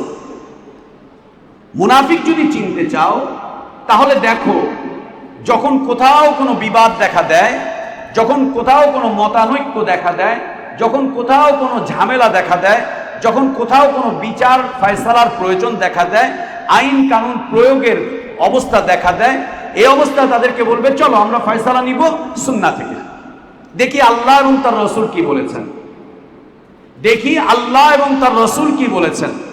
চলো দেখি। যেমন মসজিদ কমিটিগুলোতে দেশে সব কিছুতে স্বাধীনতার বাতাস লেগেছে, সব কিছুতেই নাকি পরিবর্তনের বাতাস লেগেছে। সেই পরিবর্তনের বাতাসে এখন মসজিদগুলোতে মারামারি শুরু হয়েছে। আলহামদুলিল্লাহ বলবো না নাউজুবিল্লাহ বলবো? আমরা সব কিছুতেই নাকি স্বাধীনতার বাতাস, মসজিদেও স্বাধীনতার বাতাস লেগেছে, পরিবর্তনের হাওয়া লেগেছে। মসজিদেও বৈষম্যহীনতার একটা দাবি উঠেছে। সেটা কি? মসজিদকেও বৈষম্য মুক্ত করতে হবে। এই মর্মে এখন মসজিদের নির্বাচন, মসজিদের কমিটি ভাঙো, মসজিদের কমিটি পুনর্গঠন, মসজিদ দখল, মসজিদে এসে সব ধরনের গ্যাঞ্জাম শুরু হয়েছে। সুবহানাল্লাহ। আমাদের যে 6 নম্বরের কেন্দ্রীয় মসজিদ, বাজার মসজিদ, এই মসজিদে কয়েক কোটি টাকা ছিল ফান্ডে। কেউ কেউ বলছেন 17 কোটি টাকা, কেউ বলছেন 21 কোটি টাকা, কম বেশি যাই হয়। এই মসজিদের প্রতি মাসে ইনকাম প্রায় 7 লক্ষ টাকা, শুধু বাজারের দোকান থেকে 7 লক্ষ টাকা। আর মসজিদে যে মানুষের দান অনুদান আছে, এগুলো তো আছেই। 7 লক্ষ টাকা ফিক্সড ইনকাম। আগের কমিটি এই 7 লক্ষ টাকা ইনকামকে দেখিয়েছে মাত্র 2.5 লাখ টাকা প্রতি মাসে ইনকাম আছে, বাদ বাকি 3.5 লাখ টাকা নাই, 4.5 লাখ টাকা নাই, 2.5 লাখ টাকা দেখিয়েছে, বাকিটা নাই। এরা যেদিন ক্ষমতা থেকে চলে গিয়েছে তার আগের দিন কেমনে টের পাইছে যে যাব মসজিদের এবং মাদ্রাসার ফান্ডে শুধু 2100 টাকা রেখে পুরো টাকা লুটপাট করে চলে গেছে, পুরো টাকা নিয়ে চলে গিয়েছে। এবং নিয়েছে কারা বলতো? আল্লাহর ঘরের টাকা আল্লাহর বান্দারা নিয়েছে। কার কাছে ফয়সালা হবে? সমস্যা কি? কার টাকা এটা? আল্লাহর টাকা। নিয়েছে কে? আল্লাহর বান্দারা নিয়েছে, আল্লাহর বান্দারা নিয়ে চলে গিয়েছে। এখন এইটা নিয়ে এলাকার লোকজন আফসোস করতেছে। আফসোস করে এখন আরেক গ্রুপের রাগল বোয়াল এসে বলতেছে এইভাবে করছে, এটা ঠেকানো উচিত। এখন আবার নতুন করে আরেকটা কিছু, এরাও একই কাজ করবে। অতীতে তাই হয়েছে, এখনো তাই করবে। সুবহানাল্লাহ। সব ক্ষেত্রে পরিবর্তনের বাতাস, হ্যাঁ, সব ক্ষেত্রে পরিবর্তনের বাতাস দরকার ছিল। সেটা হচ্ছে এতদিন পর্যন্ত মসজিদে শিরক চলেছে, বিদআত চলেছে, এখন আল্লাহর কিতাব এবং সুন্নাতের বাতাস এখানে জারি হোক, ওইটা জারি হোক। এতদিন এখানে ব্যক্তি স্বার্থ আর দলীয় স্বার্থ কাজ করেছে, এখন এখানে ইসলাম প্রতিষ্ঠিত হোক, দ্বীন প্রতিষ্ঠিত হোক। এখন আল্লাহর কথা চলুক, সুন্নাহ চলুক। না, সুবহানাল্লাহ। এই স্বাধীনতা ইসলামের নয়, এই পরিবর্তন ইসলামের নয়, ইসলামের নয়। এ দিয়ে ইসলামের কোনো উপকার হয়নি, ইসলামের কোনো কল্যাণ হয়নি, বিলকুল কোনো কল্যাণ হয়নি, একদম কোনো কল্যাণ হয়নি। আল্লাহ তাবারক ওয়া তাআলা বলেছেন, ওয়াইদা কিলা লাহুম তাআলাউ ইলা মা আনজালাল্লাহ। তো আমাদের এই যে মসজিদে যে ঘটনা ঘটছে, এখন এলাকার কিছু লোকজন আমার নাম প্রস্তাব করছে যে আমরা জানি উনি কোরআন সুন্নাহ জানেন, বুঝেন। আমাদের মনে হয় কয়েকটা লোকজন ওখানে প্রস্তাব করছে যে তাকে এখানে আনা হোক। আমাকে জানায় না, আমাকে বলে নেই, নাম প্রস্তাব করছে। তো কিছু লোকজন এসছে, আমি বলছি আল্লাহর রাস্তায় মাফ করেন, আল্লাহর রাস্তায় মাফ করেন, এই সমস্ত কাজে আমাকে নিয়েন না। মসজিদ কমিটি ইসলামের বিধানেই নাই, মসজিদে এবং মাদ্রাসার কমিটি এটা ইসলামেই নাই। মসজিদ মাদ্রাসার যে কমিটিগুলো হচ্ছে এগুলো গণতন্ত্র থেকে, মানব রচিত মতবাদ থেকে এসেছে। এমনকি আহলে হাদিস মাদ্রাসা, আহলে হাদিস মসজিদে যে কমিটিগুলো আছে এগুলো ইসলামের কোনো সমর্থনই নেই। আহলে হাদিস মসজিদগুলো, আহলে হাদিস মাদ্রাসাগুলোতে যে কমিটিগুলো আছে, এই কমিটির যে বিধান, কমিটির যে তালিকা, কমিটির যে প্রস্তাবনা, কমিটির যে কাজ, এগুলো ইসলামেই নেই, ইসলামে খুঁজেই পাওয়া যায় না। মসজিদে নববীতে কোনো কমিটি ছিল না নবী সাল্লাল্লাহু আলাইহি ওয়াসাল্লামের সময়, খোলাফায়ে রাশিদিনের সময়ও কোনো কমিটি ছিল না, সাহাবীদের যুগে কোনো কমিটি ছিল না। এই কমিটির বিধান ইসলামেই নেই। এবং এই কমিটিগুলোতে আমরা দেখতে পাই যারা এসে অবস্থান করে এরা অধিকাংশরাই ইসলামের আলিফটাও চেনে না, বাদ বাকি 5-6টা অক্ষর তো বাদই গেল। ইসলাম পুরো চেনে না, তো চেনে না, কয়েকটা অক্ষর দিয়ে একটা শব্দ ইসলাম, এটা যে প্রথম অক্ষরটা হামজা, এটাও চেনে না যে হামজা কি জিনিস, এটাও চেনে না। তো এরা ইসলামের কি করবে, মসজিদের কি করবে, মাদ্রাসার কি করবে, দ্বীনের দাওয়াতের কি করবে এরা? তো এখানে যখন নাম প্রস্তাব করেছে যে ওনাকে দেওয়া হোক, ওনাকে ডাকা হোক, চলেন যে আমরা ওনার কাছে যাই, আমার কাছে আসার কথা বলছে, চলেন ওনার কাছে যাই, ওনাকে আমরা নিয়ে বসি। তখন ওইখানেই কিছু লোকজন বলছে না বাবা বাবা বাবা, ওইটা লামাযহাবী গায়রে মুকাল্লিদ, ওটা ঝামেলা আছে, মসজিদে এসে ও অনেক কিছু করবে, থাবড়াথাবড়ি করবে। আমি যে রফেদান করি, বলছে উনি মসজিদে এসে থাবড়াথাবড়ি করবে, উনি থাবড়াথাবড়ি করবে। এইটা তখন আহলে মসজিদ হয়ে যাবে, রফাদানি মসজিদ হয়ে যাবে। না না না, ওনাকে বলার দরকার নেই, ওনাকে বলার দরকার নেই, খবরদার না, খবরদার না। সুবহানাল্লাহ, সুবহানাল্লাহ। গেছে কার কাছে? এলাকার 2-3টা বিদাতি মৌলবীর কাছে। পাগড়ি পরে বড় বড় পান খেয়ে জর্দা খেয়ে উল্টায় থাকে, তাদের কাছে চলে গেছে। ইয়ানবী সালামু আলাইকা গ্রুপের কাছে চলে গেছে, যাদের কাছে যাওয়ার তাদের কাছে গেছে। আল্লাহ তাবারক ওয়া তাআলা বলেন, ওয়াইদা কিলা লাহুম তাআলু ইলা মা আনজালাল্লাহ। মুসলিম সমাজে লুকিয়ে থাকা মুনাফিক যদি চিনতে চাও, মুমিন সমাজে লুকিয়ে থাকা মুনাফিক যদি চিনতে চাও, তাহলে দেখো, তুমি যখন কিতাব এবং সুন্নাতের ফয়সালার কথা বলবে, ওদেরকে দেখবে ওরা ধীরে ধীরে দূরে সরে যাচ্ছে, ধীরে ধীরে এরা দূরে সরে যাচ্ছে। ইয়াসুদ্দুনা আনকা সুদুদা, এরা ধীরে ধীরে মুখ ফিরিয়ে নিচ্ছে, একদম মুখ ফিরিয়ে নিবে, সুন্নাহ থেকে মুখ ফিরিয়ে নিবে। এরা কোরআন সুন্নাহর ফয়সালা করতে চাইবে না, নিতেই চাইবে না, এখানে আসতেই চাইবে না। দুঃখজনক বিষয় হচ্ছে, আল্লাহ নবী সাল্লাল্লাহু আলাইহি ওয়াসাল্লামের সময় মুমিনদের মাঝে মুনাফিকিনদের সংখ্যা ছিল কম, অল্প কয়েকটা। আজীব এবং দুঃখজনক বিষয় হচ্ছে, এখন মুনাফিকদের কাতারে এসে মুমিন খুঁজতে হবে, মুমিনদের কাতারে মুনাফিক খোঁজার দরকার নেই। মুসলিমদের মাঝে এখন কে মুনাফিক এটা খোঁজার দরকার নেই, এটা খোঁজার দরকার নেই। বাংলাদেশে ধরে নাও 1 কোটি মুসলিম আছে, এই 1 কোটি মুসলিমের মাঝে কয়জন মুনাফিক এটা দরকার নেই, বরং এখন খুঁজতে হবে পুরা গোষ্ঠীর মাঝে কয়জন মুমিন আছে।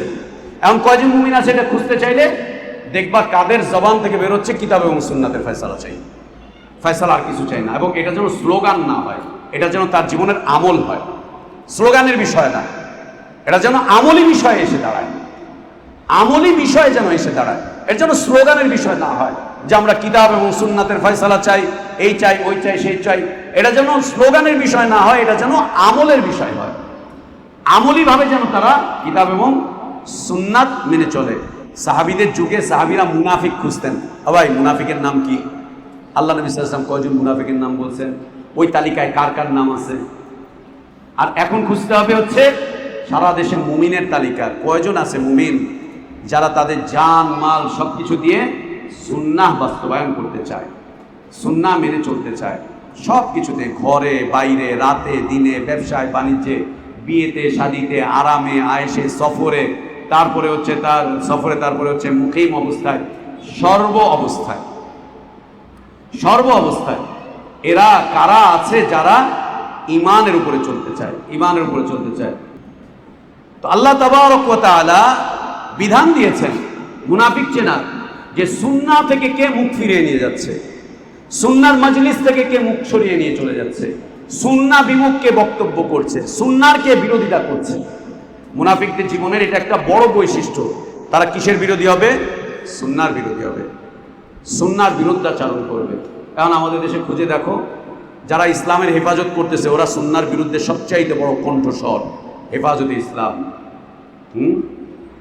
এদেরকে দেখবা নিজামে ইসলাম, এদেরকে দেখবা ইসলামী আন্দোলন, এই দোলন সেই দোলন, সুবহানাল্লাহ, এদেরকেই দেখবা সুন্নাহর বিরুদ্ধে এরা কঠিনভাবে বক্তব্য করছে। এখন আর মুনাফিক খোঁজার কোনো প্রয়োজন নেই, এখন খুঁজতে হবে কাদেরকে? কয়জন মুমিন আছে একটু দেখি তো, সেই মুমিনদের পাশে গিয়ে বসবাস করা। আল্লাহ বলছেন, ইয়া আইয়ুহাল্লাযীনা আমানু ইত্তাকুল্লাহ ওয়া কুনু মা'আস সাদিকিন। সাদিকিন মানে মুনাফিক মুক্ত যারা জীবন যাপন করে, এটা সাদিকিনের অর্থ। যাদের অন্তরে নিফাক নেই তাদের সাথে গিয়ে বসবাস করো, তাদের সাথে গিয়ে চলো, উঠো, বসো, খাও, দাও, সংসার পাতো, বিয়ে শাদী দাও, বিয়ে শাদী করো, এদের সাথে গিয়ে করো, এদের সাথে গিয়ে করো। আজ আমরা বিয়ে শাদী দিচ্ছি, এই করছি, সেই করছি, কাদের সাথে করছি? আত্মীয়তা করছি, কাদের সাথে করছি? চলাফেরা, উঠা বসা, কাদের সাথে করছি? কাদের সাথে করছি? সুবহানাল্লাহ। ইয়াসুদ্দুনা আনকা সুদুদা, এদের অবস্থা কি? আল্লাহ বলছেন, ফাকাইফা ইযা আসাবাতুহুম মুসিবাতুন বিমা কদ্দামাত আইদিহিম। এরা যখন কোনো মুসিবতের মধ্যে পড়ে যায়, বিপদের মধ্যে পড়ে যায়, বিপদে পড়ে যায়, মুসিবতে পড়ে যায়, এবং বিপদ আপদ মুসিবতটা তাদের নিজেদের হাতের কামাই হয়, সেটা কি হাতের কামাইটা? হাতের কামাইটা হচ্ছে তাদের নিফাকি জীবন। তাদের হাতের কামাই হচ্ছে তাদের নিফাকি জীবন। আল্লাহ এবং তার রসুলের বিরোধিতার কারণে বিপদে পড়ে গেছে, সুন্নাহর বিরোধিতা করার কারণে বিপদে পড়ে গেছে। সেই বিপদটা পারিবারিক হতে পারে, সেই বিপদটা সামাজিক হতে পারে, সেই বিপদটা রাষ্ট্রীয় হতে পারে, সেই বিপদটা মসজিদের ভিতরে হতে পারে। যেমন আল্লাহ নবী সাল্লাল্লাহু আলাইহি ওয়াসাল্লাম সাহাবীদেরকে নিয়ে একটা জিহাদের সফর থেকে ফিরে আসতেছিলেন মদিনার দিকে। সেইখানে মুনাফিকদের একজন ব্যক্তি বলে উঠল যে এই যে আল্লাহ নবী সাল্লাল্লাহু আলাইহি ওয়াসাল্লামের সাথে সাহাবীরা আছে, কারি সাহেবরা যারা কোরআন পড়ে, দ্বীনের জ্ঞানের সাথে আছে, এরা আসলে ভীরু কাপুরুষ, এরা হচ্ছে পেটুক, এরা পেট ভরে খায় আর এরা যুদ্ধের ময়দানে ভীরুতা প্রদর্শন করে। সাহাবীদের একটা জামাত কারীদের আলেমদেরকে বলে উঠলো, উলামাদেরকে বলে উঠলো যে এরা হচ্ছে ভীরু, এরা হচ্ছে কাপুরুষ, আর এরা হচ্ছে শুধুমাত্র খায় দেয়, পেট পূজা করে। সাহাবীদের একটা অংশকে বলে উঠলো যে এরা শুধু পেট ভরে খালি খেতে চায়, এদের উদ্দেশ্য হচ্ছে খাওয়া দাওয়া, কই ভালো খাবার আছে একটা খোঁজে, আর যদি কখনো প্রয়োজন হয় বীরত্ব দেখাবার তখন তারা কাপুরুষতা দেখায়, ভীরুতা দেখায়। এই কথা সে গল্পের ছলে রাস্তার মধ্যে যেতে যেতে বলে উঠল। এই কথা শুনে ফেললেন একজন সাহাবী রাদিয়াল্লাহু আনহু। তিনি তার এই কথাটা শুনেই বললেন, আল্লাহর কসম করে বলছি তুমি একজন মুনাফিক। মুনাফিক না হলে এই কথা আল্লাহর নবীর সাহাবীদেরকে বলতে পারে না, আল্লাহর নবীর সাহাবীদেরকে এই কথা বলতে পারে না, মুনাফিক ছাড়া আর কেউ বলতে পারে না। আল্লাহর নবীর সাহাবীদেরকে ভীরু বলে, কাপুরুষ বলে, আল্লাহর নবীর সাহাবীদেরকে পেটুক বলে, এটা মুনাফিক ছাড়া আর কেউ বলতে পারে না। আমি আল্লাহর নবীর কাছে এক্ষণ গিয়ে জানিয়ে দেব, এক্ষণ গিয়ে জানিয়ে দেব। তিনি পিছনে ছিলেন, খুব দ্রুত তিনি নবী সাল্লাল্লাহু আলাইহি ওয়াসাল্লামের কাছে চলে গেলেন। গিয়ে নবী সাল্লাল্লাহু আলাইহি ওয়াসাল্লামকে জানাবেন যে ইয়া রাসূলুল্লাহ, অমুক ব্যক্তি আপনার সাহাবীদেরকে নিয়ে এরকম মন্তব্য করেছে যে আপনার সাহাবীরা, আলেমরা, কারি সাহেবরা, এরা হলো খালি পেট পূজা করে খায়, আর এরা হচ্ছে দুর্বল, ভীরু, কাপুরুষ। এই কথা জানাবেন। তিনি গিয়েছেন পিছন থেকে, শুধু সামনের সারিতে। নবী সাল্লাল্লাহু আলাইহি ওয়াসাল্লাম সামনে ছিলেন, তিনি পিছনে ছিলেন। তাড়াতাড়ি করে তিনি নবী সাল্লাল্লাহু আলাইহি ওয়াসাল্লামের কাছে গেলেন। গিয়ে দেখলেন তিনি আসতে আসতে, তার আসার আগেই আল্লাহ তাবারক ওয়া তাআলা আসমান থেকে আয়াত নাযিল করে দিয়েছেন। আল্লাহ এই ঘটনা জানিয়ে দিয়েছেন, আল্লাহ তাবারক ওয়া তাআলা এই ঘটনা জানিয়ে দিয়েছেন। দূরত্ব কতটুকু? ধরে নাও এইখানেই কথা হয়েছে, এই ভাষণটা মোড় হবে, এতটুকু দূরত্ব, এইখান থেকে যেতে কয় মিনিট লাগে? 4-5 মিনিট, 4-5 মিনিট। আল্লাহ তাবারক ওয়া তাআলা এই সাহাবী যাওয়ার আগে আয়াত নাযিল করে দিয়েছেন। আর তিনি যখন গেলেন তখন ওই মন্তব্যকারী মুনাফিক, সেও তার পিছন পিছন চলে গেল আত্মপক্ষ সমর্থন করার জন্য, আত্মপক্ষ সমর্থন করার জন্য, যে না না, আমি আসলে এই উদ্দেশ্যে বলি নাই, ওই উদ্দেশ্যে বলি নাই, এটা আমার উদ্দেশ্য ছিল না, হেন না তেন না। সেও চলে গেল। ইনিও গেলেন, উনিও গেলেন, দুইজনই ওখানে গেলেন। যাওয়ার পরে দেখলেন যে তখন আল্লাহর পক্ষ থেকে ওয়াহী নাজিল হয়েছে। আল্লাহ বলছেন, ওয়ালা ইন সাআলতাহুম লা ইয়াকুলুন্না ইন্নামা কুন্না নাখুদু ওয়া নালআব। এই নবী, ওদেরকে যদি এই মন্তব্যের ব্যাপারে জিজ্ঞেস করেন তাহলে ও বলবে ইন্নামা কুন্না নাখুদু ওয়া নালআব, সফরের ক্লান্তি দূর করার জন্য একটু হাসি ঠাট্টা করছিলাম, এই আর কি, একটু হাসতেছিলাম, এই ক্লান্তি দূর করার জন্য, সফরের একঘেয়ামিটা একটু দূর করার জন্য আমরা শুধু কথাবার্তা বলতেছিলাম, গল্প করতেছিলাম, অন্য কিছু না, অন্য কিছু না ইয়া রাসূলুল্লাহ। এবং সে এসে বলল, ইয়া রাসূলুল্লাহ, আসলে অন্য কিছু করার জন্য করিনি, আপনার সাহাবীদেরকে অপমান করার জন্য না, অপদস্থ করার জন্য না, শুধু সফরে আছি, ক্লান্তি, একঘেয়েমি লাগছে, এই জন্য এই কথাটা বলেছি। আল্লাহ তাবারক ওয়া তাআলা বললেন, এই নবী জবাব দাও, কুল আবিল্লাহি ওয়া আয়াতিহি ওয়া রাসূলিহি কুনতুম তাস্তাহজিউন। আল্লাহর সাথে, আল্লাহর আয়াতের সাথে, আল্লাহর রসুলের সাথে তোমরা মজা করো, ঠাট্টা করো, বিদ্রুপ করো। এই মুনাফিক কিন্তু আল্লাহকে নিয়ে কটাক্ষ করেনি, রসুলকে নিয়েও কটাক্ষ করেনি, আল্লাহর কিতাবকে নিয়েও কটাক্ষ করেনি। করেছে কাকে নিয়ে? সাহাবীকে নিয়ে। সাহাবীকে নিয়ে কটাক্ষ করাটাকে আল্লাহ তাবারক ওয়া তাআলা নিজের সাথে করে নিয়েছেন। আল্লাহর সাথে কটাক্ষ করো, আল্লাহর আয়াতের সাথে কটাক্ষ করো, আল্লাহর রসুলের সাথে কটাক্ষ করো, লা তা'তাযিরু ক্বাদ কাফারতুম বা'দা ঈমানিকুম, তোমরা ঈমান আনার পরে কুফরি করে ফেলেছো। তোমার এই মন্তব্য, তোমার এই ওজর আপত্তি, তোমার এই আত্মপক্ষ সমর্থন গ্রহণযোগ্য না। আল্লাহু আকবার, গ্রহণযোগ্য না। আল্লাহ নাকচ করে দিলেন যে গ্রহণযোগ্য না, এটা একদম না। সুবহানাল্লাহ। এ হচ্ছে ঈমানের বিষয়বস্তু। যদি কখনো মুসিবত চলে আসে, এই যে একটা মুসিবত, মুসলিমদের মাঝে মুনাফিক ও যদি চিহ্নিত হয়ে যায়, তখন মুসলিমরা কি করবে? সামাজিকভাবে ওকে বয়কট করবে, সামাজিকভাবে বয়কট করবে।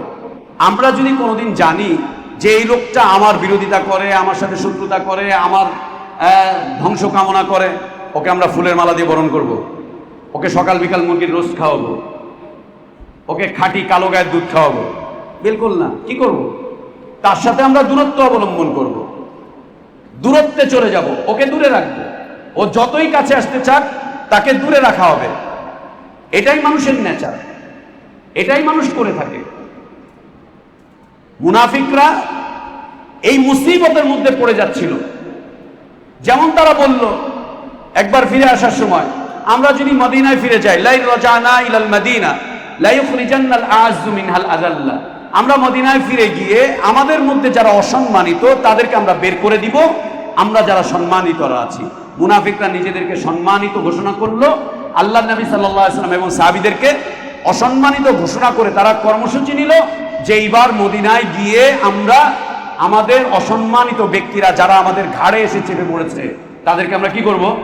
বের করে দিব, তাদেরকে আমরা বের করে দিব, এদেরকে আমরা এখান থেকে বের করে দিব। এইটা যখন আল্লাহ তাবারক ওয়া তাআলা জানিয়ে দিলেন, এটা তাদের জন্য একটা মুসিবত এসে দাঁড়ালো।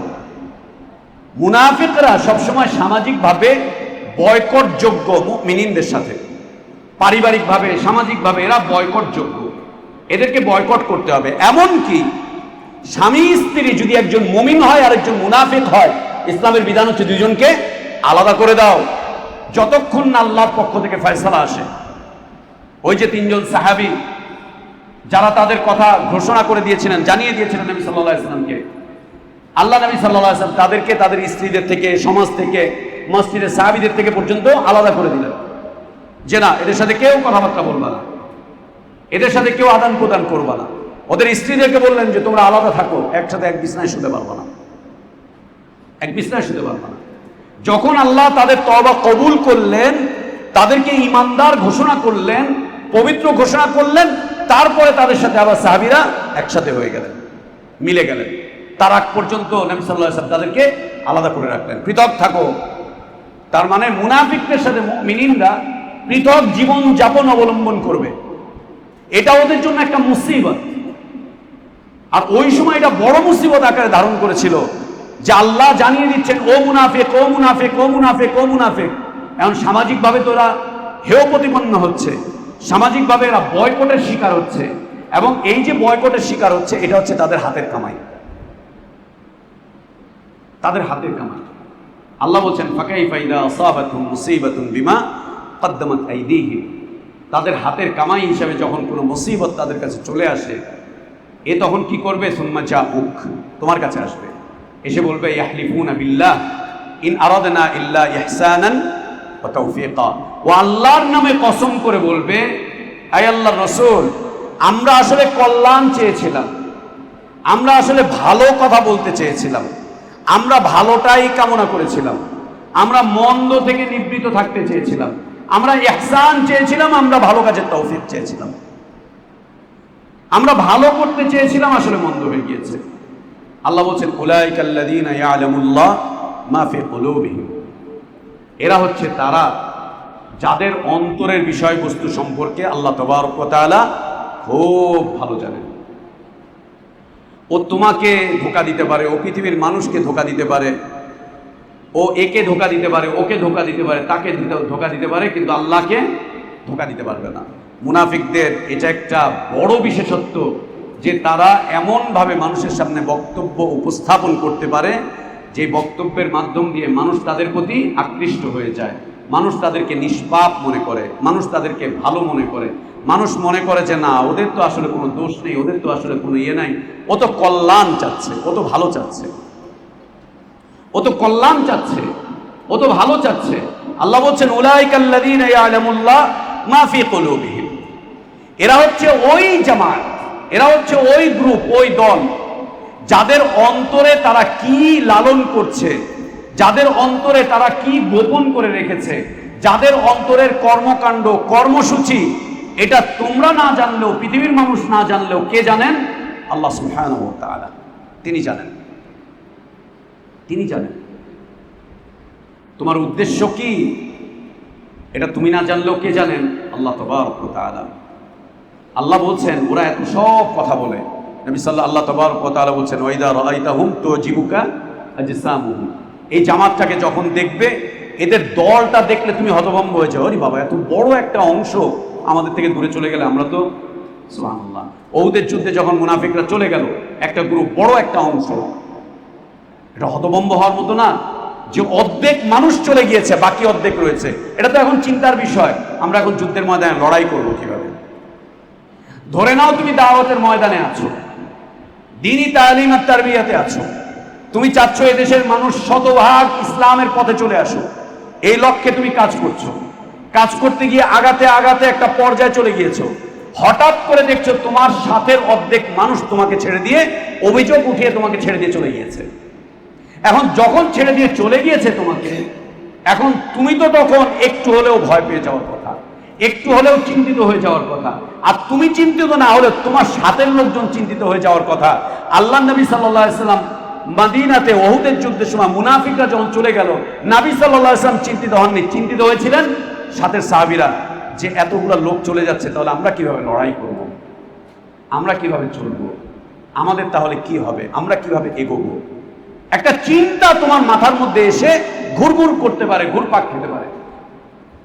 তো জীবুকা আজসাম ওয়া ইয়াকুলু তাসমা লিকাউলিহিম কান্নাহুম খুশুবুম মুসান্নাদা, ওদেরকে ডেকে যখন জিজ্ঞেস করবে ভাই তোমাদের এই কর্মসূচির পিছনে কারণ কি, এরকম বক্তব্যের পিছনে কারণ কি, এরকম বিবৃতির পিছনে কারণ কি, তখন ওরা তোমাদেরকে এমন সব কথা দিয়ে আকৃষ্ট করবে, তুমি সেই দিকে আকৃষ্ট হয়ে যাবে। কি ব্যাপার, তোমরা এটা কেন করছো? না, আমাদের উদ্দেশ্য ভালো ছিল, আমরা এই উদ্দেশ্যে। মুনাফিকিনরা ওহুদের যুদ্ধের ময়দান থেকে যখন ফিরে গেল, তখন তারা যুক্তিযুক্ত কারণ উপস্থাপন করেছিল। কি?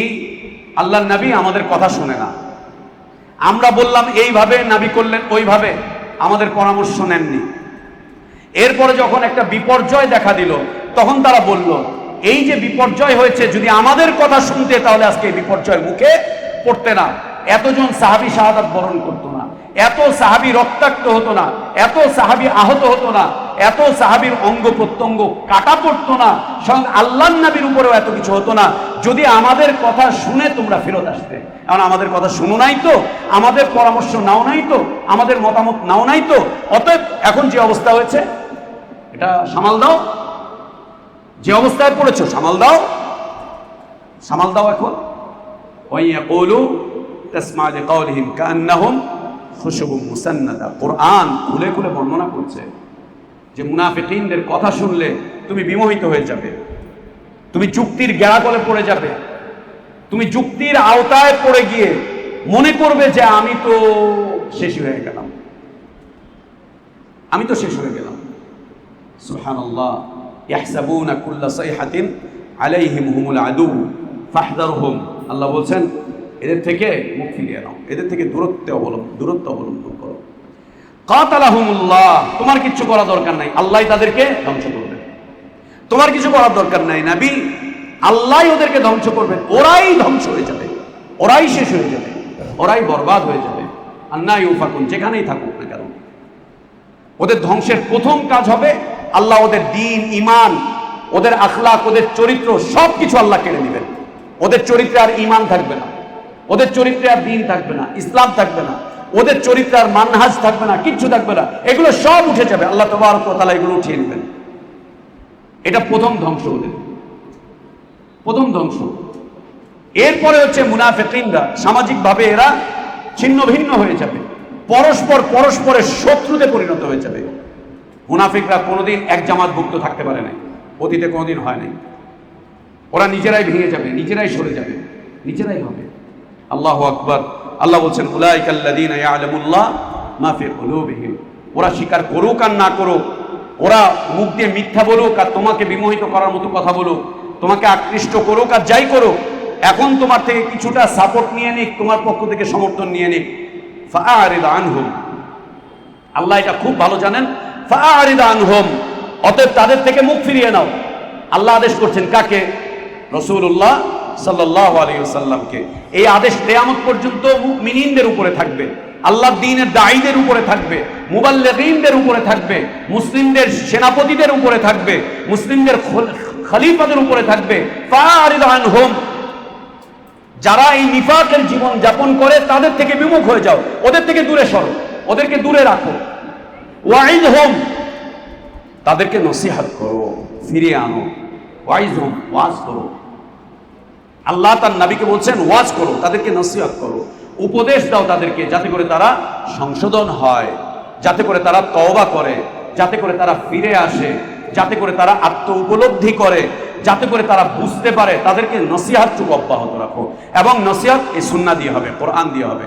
কোরআন এবং সুন্নাহর বাইরে নসিহত নয়। আল্লাহ বলছেন নসিহত করতে। আল্লাহ তাবারক ওয়া তাআলা তার রাসূলকে বলেন নাই আপোষ করো, ওরা যে দাবি রাখে দাবি পুরা করো, ওদের শর্ত মেনে নাও, এটা বলেন নাই। শর্ত মানতে বলেন নাই। কি বলেছেন? প্রথমে ওদের থেকে দূরে থাকো, এরপরে তাদেরকে নসিহত করো, না আপোষ করো, নসিহত করো, তাদের শর্ত মেনে নাও, নাকি নসিহত করো, ওয়াজ করো। ফাআরিদ আনহুম ওয়াইদহুম।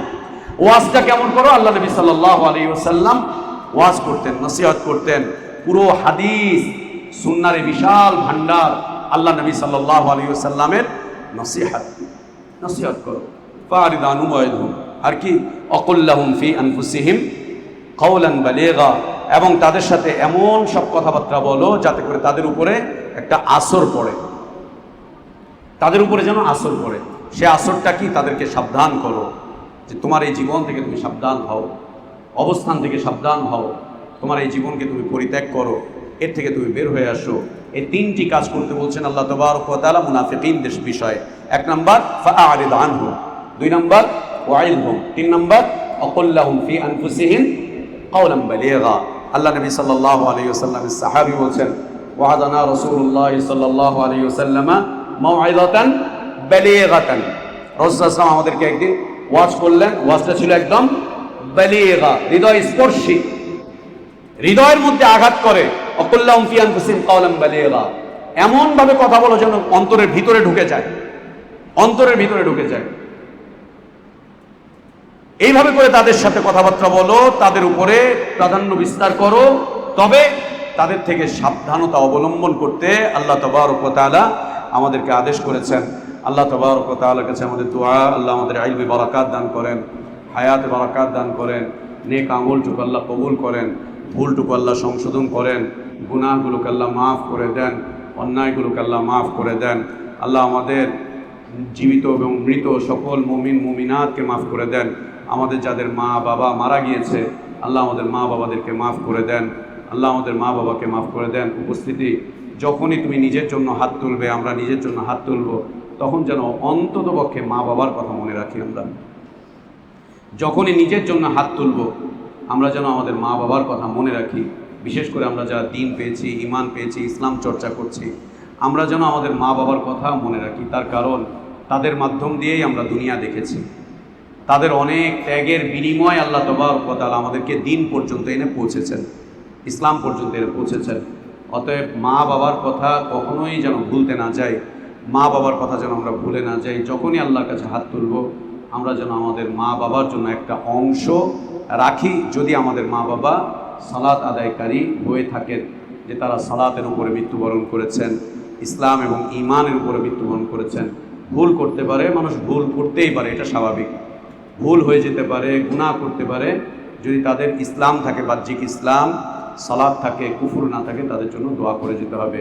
একটা অংশ যেন আমাদের মা বাবার জন্য থাকে, আর একটা অংশ যেন অতীতের সকল মুমিন মুমিনাতের জন্য থাকে, এটা যেন আমাদের মধ্যে থাকে। আল্লাহ আমাদেরকে তৌফিক দান করেন।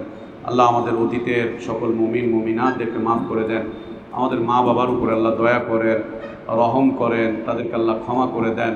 আমাদের মা বাবাদের মধ্যে হতে যারা মারা গিয়েছেন আল্লাহ তাদেরকে জান্নাতের সুব্যবস্থা করে দেন, তাদের কবরগুলোকে আল্লাহ আলোকিত করে দেন।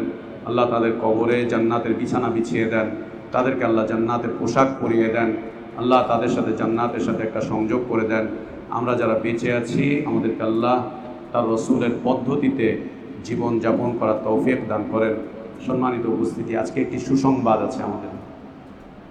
ছাত্ররা যারা আছো, অনলাইনে যারা আছেন, যারা আমরা এখানে আছি, একটি সুন্দর সুসংবাদ আছে আজকে আমাদের। এই সুসংবাদটা যেন আল্লাহ আমাদের জন্য কল্যাণ করেন। সেটি হচ্ছে আমাদের মাদ্রাসার জন্য যে জমিটা আমরা পছন্দ করেছিলাম, বায়না করেছিলাম, সেই জমিটা আলহামদুলিল্লাহ রেজিস্ট্রি হয়ে গিয়েছে। জমিটা রেজিস্ট্রি হয়ে গিয়েছে, 114 শতাংশ জমি আলহামদুলিল্লাহ রেজিস্ট্রি হয়ে গিয়েছে। এটি আল্লাহর দান, এটি আল্লাহর অনুগ্রহ, এটি আল্লাহর অনুকম্পা। এটি কোনো মানুষের করুণা নয়, এটি কোনো মানুষের অনুগ্রহ নয়, এটি কোনো মানুষের অনুকম্পাও নয়, এটি আল্লাহর দান, আল্লাহর দান। যেহেতু এটি আল্লাহর দান, আল্লাহর এই দানের সাথে যেন আমরা আমানতটুকু রক্ষা করে চলতে পারি, আল্লাহ যেন সেই তৌফিক দান করেন। যেহেতু আল্লাহ এটা আমাদেরকে অনুগ্রহ করেছেন, দান করেছেন, নিয়ামত হিসাবে দান করেছেন, নিয়ামত হিসাবে দিয়েছেন, আল্লাহর দেওয়া এই উপহার যেন আমরা সুন্দরভাবে মেনে চলতে পারি, এর সাথে যেন সুআচরণ করতে পারি, এই উপহারটুকু যেন আমরা যথাযথ ব্যবহার করতে পারি, এই উপহারটুকু যেন আমরা সুন্দরভাবে ব্যবহার করতে পারি। এখানে যাতে কিতাব এবং সুন্নাতের চর্চা চলে, এখানে যেন বিশুদ্ধ দাওয়াতের চর্চা চলে, এখানে যেন সালাফি মানহাজের চর্চা চলে, বিশুদ্ধ সালাফি মানহাজ যেন আমরা প্রতিষ্ঠিত দেখতে পাই, এখানে যেন বিশুদ্ধ তালিম চলে, তারবিয়াত চলে, এখানে যেন সর্বমুখী ইসলামী কার্যক্রম, দ্বীনি কার্যক্রম যা আল্লাহ তাবারক ওয়া তাআলা তার রসুলের কাছে নাজিল করেছিলেন সেটাই যেন হয়। আল্লাহ আমাদেরকে সেই তৌফিক দান করেন। আল্লাহর দেওয়া এই আমানতটুকু যেন আমরা রক্ষা করে চলতে পারি। যেটা আমরা পেয়েছি এটার উপরে আমাদের কোনো আনন্দ নেই, এটার উপরে আমাদের শুকরিয়া আছে। আমরা আনন্দিত নই, আমরা আল্লাহর শুকরিয়া জ্ঞাপনকারী। আমরা আনন্দিত নই যে আমরা খুব আনন্দ করব, হই হুল্লোড় করবো, না। আমরা আনন্দিত নই, আমরা আল্লাহর কৃতজ্ঞতা স্বীকারকারী, আমরা আল্লাহর শুকরিয়া আদায়কারী। এবং এর সাথে আমাদের যত ভাইদের বোনদের ত্যাগ জড়িয়ে আছে, আল্লাহ যেন প্রত্যেকের ত্যাগকে কবুল করে নেন। আমাদের অনেক ভাইদের ত্যাগ এর সাথে জড়িত। কেউ অর্থ দিয়েছেন, কেউ সহায়তা করেছেন, কেউ ওইখানে সময় দিয়েছেন, কেউ ওইখানে ঘাম ঝরিয়েছেন, কেউ ওইখানে অন্য কিছু করেছেন। যে যেভাবে যে কাজটুকু করেছে আল্লাহ যেন কবুল করেন। আল্লাহ যেন এটাকে আমাদের জন্য সাদাকা জারিয়া বানান। আল্লাহ যেন আমাদের পরকালের নাজাতের কারণ করেন। আল্লাহ যেন এইটার মাধ্যম দিয়ে আমাদেরকে লৌকিকতা থেকে আড়ালে রাখেন। আমরা যেন কেউ ওইটার মাধ্যম দিয়ে লৌকিকতার দিকে ফিরে না যাই। আমাদের এই প্রতিষ্ঠান যেন আমাদের রিয়ার কারণ না হয়, যে আমরা ওইখানে প্রধান অতিথি হব, বিশেষ অতিথি হব, আমরা ওইখানে সেলফি তুলব, আমরা ওইটাকে ফেসবুকে দিব, আমরা ওইটাকে দিয়ে মানুষের থেকে বাহবা কুড়াবো, আমরা ওইটা দিয়ে মানুষের কাছে এই নিব সেই নিব, সেখানে আমরা একটা কমিটি করব, সেখানে সভাপতি থাকবে, সভাপতির প্রধান আসন থাকবে, ওইটাকে দিয়ে আমরা ব্যানার চড়াবো। আল্লাহ যেন এই সমস্ত অপকর্ম থেকে আমাদেরকে হেফাজত করেন, যা আমরা গত এক যুগে করিনি। আল্লাহ যেন মৃত্যুর আগ পর্যন্ত আমাদেরকে দিয়ে সেটা না করান। আল্লাহ যেন ওইটা আমাদেরকে দিয়ে না করান। আল্লাহ যেন ওইটা আমাদেরকে দিয়ে না করান যা আমরা গত এক যুগে করিনি। আমাদের জন্ম লগ্ন থেকে আমরা যা করিনি, মাদ্রাসার জন্ম লগ্ন থেকে যা হয়নি, আল্লাহ যেন সেটা আমাদেরকে না করান। আল্লাহ যেন আমাদের এই জায়গাটাকে দায়ী এবং দাওয়াতের, দায়ী এবং মদউ, দায়ী এবং দাওয়াত, মুবাল্লিগ এবং মুআল্লিমিন, মুদাররিসিন, তালিবে ইলম, দ্বীনের দায়ী এবং দাওয়াতের প্রতিষ্ঠান হিসেবে কবুল করেন। সেইখানে যেন আল্লাহ তাবারক ওয়া তাআলা আমাদেরকে বিশুদ্ধ দাওয়াতটুকু পরিচালনা করার তৌফিক দান করেন। যেভাবে আমরা আমাদের এতগুলো দিন কাটিয়ে এসেছি দ্বীনি জীবনের ক্ষেত্রে, আমরা নিঃশর্ত ছিলাম, আমরা নিঃস্বার্থ ছিলাম, আমরা আপোষহীন ছিলাম। আল্লাহ যেন এই তিনটি বৈশিষ্ট্যের উপরে আমাদের এই প্রতিষ্ঠানটাকে জীবিত রাখেন, কিয়ামত পর্যন্ত যেন প্রতিষ্ঠিত রাখেন। আল্লাহ যেন রিয়ামুক্ত জীবনযাপন করার তৌফিক দান করেন, লৌকিকতা মুক্ত জীবনযাপন করার তৌফিক দান করেন, এবং ইসলাম বিরোধী যে বিষয়বস্তুগুলো বিভিন্ন শিক্ষা প্রতিষ্ঠানে এসে জট বেঁধেছে, বাসা বেঁধেছে, আল্লাহ যেন আমাদের প্রতিষ্ঠানটাকে সেই জট থেকে হেফাজত করেন। আল্লাহুম্মা আমিন। আলহামদুলিল্লাহ রেজিস্ট্রি হয়ে গিয়েছে। সামনে আমরা ধীরে ধীরে ধীরে ধীরে ইনশাআল্লাহ ওইটাকে ডেভেলপের কাজে যাব। মাটি ফেলতে হবে, মাদ্রাসা করতে হবে, ধীরে ধীরে আমাদেরকে ওইটাকে এগিয়ে নিয়ে যেতে হবে। সেক্ষেত্রে আমাদের সবার সহযোগিতা লাগবে। তোমরা আশা করছি এতদিন পর্যন্ত 1 টাকা 2 টাকা দিতা, এখন বেশি করে দিবা ইনশাআল্লাহ, বেশি করে দিতে হবে। এবং মনে রাখতে হবে আমাদের মাদ্রাসার জন্য আমরা যে কাজগুলো করব সেই কাজগুলোর ক্ষেত্রে আমরা সবাই নিজেদের ঘাম ঝরাবো ইনশাআল্লাহ। আমরা সেখানে লেবারি করব, আমরা সেখানে মাটি কাটবো, আমরা ইটা নিজে তৈরি করব, ইট নিজেরা তৈরি করব, আমরা বালু নিজেরা টানবো, আমরা নিজেরা ওখানে লেবারি করব, সকাল থেকে দুপুর পর্যন্ত ক্লাস করব, দুপুরের পর থেকে বিকেল সন্ধ্যা পর্যন্ত আমরা সেখানে আমাদের প্রতিষ্ঠানের জন্য ঘাম ঝরাবো, যাতে করে আমরা সবাই বলতে পারি এটা আমাদের প্রতিষ্ঠান। এটা যেন কারো একক প্রতিষ্ঠান হয়ে না যায়, এটা যেন আমাদের প্রতিষ্ঠান থাকে, ওইটা যেন মুসলিম উম্মার সম্পদ হয়, উম্মাতে ইসলামের যেন প্রাণ কেন্দ্র হয়, আমাদের দেশের মানুষের যেন কলিজার টুকরায় পরিণত হয়। এজন্য আমাদের সবাইকে সেখানে ঘাম ঝরাতে হবে, কাজ করতে হবে। আমরা সেটা করব ইনশাআল্লাহ। আমরা ওই নেশাখোর, বিড়িখোর, গাঁজাখোর লেবার এবং শ্রমিক মিস্ত্রি ওদেরকে আমাদের ওই জমিনে আমরা নিয়ে আসবো না। আমরা নিজেরাই কাজ করব, নিজেরাই শ্রম দেব ইনশাআল্লাহ। আমাদের দিনী ভাইরা কাজ করবে, আমরা নিজেরা কাজ করে আমাদের প্রতিষ্ঠানটাকে আমরা দাঁড়া করাবো, যাতে করে আমরা আল্লাহর কাছে আমাদের ঘামের বদলা পাই, আমাদের শ্রমের বদলা যেন আমরা পাই। আল্লাহ যেন আমাদেরকে সেই তৌফিক দান করেন। আলহামদুলিল্লাহ আমাদের ভাইরা আছেন, ইঞ্জিনিয়ার ভাইরা আছেন, আমাদের দিনী ভাইরা আছেন, সবাই মিলে আমরা সুন্দর একটা প্রতিষ্ঠান সেখানে দাঁড় করাবো, যে প্রতিষ্ঠানের ভিত্তি হবে তাওহীদ, যে প্রতিষ্ঠানের ভিত্তি হবে ইত্তিবায়ে সুন্নাহ, যে প্রতিষ্ঠানের ভিত্তি হবে আল্লাহর ভয়, তাকওয়াল্লাহ। তাওহীদ, ইত্তিবায়ে সুন্নাহ এবং তাকওয়াল্লাহ। আল্লাহ যেন এটা প্রতিষ্ঠা করার তৌফিক আমাদেরকে দান করেন। এখানে যে যেভাবে পারবো আমরা সবাই শ্রম দিব, সবাই হাত খুলে দেব, আল্লাহর কাছে বলবো। কেউ 1 টাকা দিতে লজ্জাবোধ করবো না, আমরা কেউ চিন্তা করবো না যে 100 টাকা দিচ্ছি না কেমন হয়, 1000 দিচ্ছি না কেমন হয়, এটা আমরা কেউ চিন্তা করব না। আমরা সবাই এখানে শ্রম দিব, অর্থ দিব, অল্প দিব, বেশি দিব, যার যতটুকু তৌফিক আমরা সবাই দিব। সেখানে কোনো দাতার পরিচয় থাকবে না, এই দাতা এটা দিয়েছেন, সেই দাতা এটা দিয়েছেন। সুবহানাল্লাহ, সেদিন কয়দিন আগে আমি বলছিলাম না, এক এলাকায় গিয়েছি একটা মসজিদে, বাথরুমে গেছি, বাথরুমে গিয়ে দেখি বদনার মধ্যে দাতার নাম লেখা, বাথরুমের বদনায় দাতার নাম লেখা। যে বদনাটা কে দিয়েছেন, বদনার দাম কত? 30-40 টাকা, ওইটাও দাতা, মানে টয়লেটেও দাতার নাম থাকতে হবে। ইন্না লিল্লাহি ওয়া ইন্না ইলাইহি রাজিউন।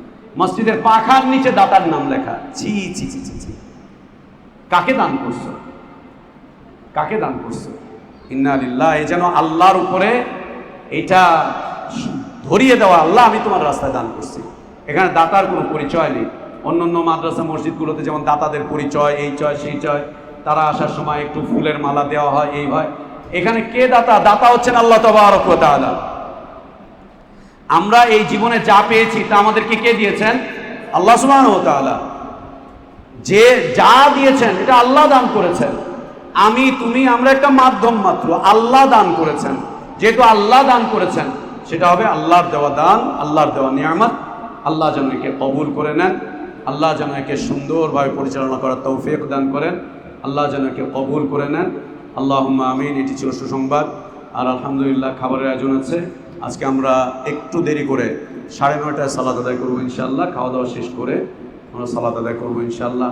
আল্লাহ আমাদেরকে কবুল করে নেন, আমাদের দ্বীনি মজলিসকে আল্লাহ কবুল করেন, আল্লাহ আমাদের ইলমি মজলিসকে কবুল করেন, আমাদের এই মাদ্রাসাকে কবুল করেন, আমাদের সকলের শ্রমকে আল্লাহ কবুল করেন, আমাদের শ্রমগুলোকে আল্লাহ নাজাতের কারণ করেন, সাদাকা জারিয়া বানিয়ে দেন। সাদাকা জারিয়া হিসাবে একে আল্লাহ কিয়ামত পর্যন্ত প্রতিষ্ঠিত রাখেন। আল্লাহুম্মা আমিন। ওয়া আখির দাওয়ানা আলহামদুলিল্লাহি রাব্বিল আলামিন।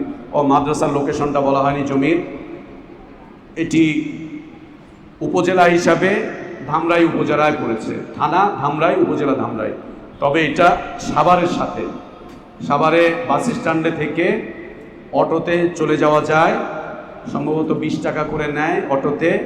সাভার বাস স্ট্যান্ডে থেকে 3 কিলোমিটার পশ্চিম দিকে রূপনগর এলাকা নাম। মাদ্রাসা যে জমিটা আমরা পেয়েছি আল্লাহ দান করেছেন, ওটার সাথে রাস্তা আছে, পায়ে চলার রাস্তা, গাড়ির রাস্তা, 30 ফিট চওড়া রাস্তা। আলহামদুলিল্লাহ রাস্তা আছে। জমিটা এখন নিচু, পানি আছে, জমিটা ভরাট করতে হবে। রূপনগর এলাকা, এলাকার নাম রূপনগর। সাভার এনাম মেডিকেলের সামনে থেকে বা সাভার বাস স্ট্যান্ডের সামনে থেকে, ওখান থেকে রিক্সা যায়, রিক্সায় করে চলে যাওয়া যায়, গাড়ি যায়, রিক্সা যায়, সব যায়। আলহামদুলিল্লাহ সেটা হচ্ছে আমাদেরকে আল্লাহর দান, আল্লাহ দান করেছেন। আল্লাহ যেন কবুল করেন। আমিন। ওয়া আখির দাওয়ানা আলহামদুলিল্লাহি রাব্বিল আলামিন। সাল্লাল্লাহু ওয়া সাল্লামা ওয়া বারাকা আলা নবিয়িনা মুহাম্মদ ওয়া আলা আলিহি ওয়া আসহাবিহি আজমাইন। সুবহানাকাল্লাহুম্মা ওয়া বিহামদিকা আশহাদু আল লা ইলাহা ইল্লা আনতা আস্তাগফিরুকা ওয়া আতুবু ইলাইক। আসসালামু আলাইকুম ওয়া রাহমাতুল্লাহি ওয়া বারাকাতুহু।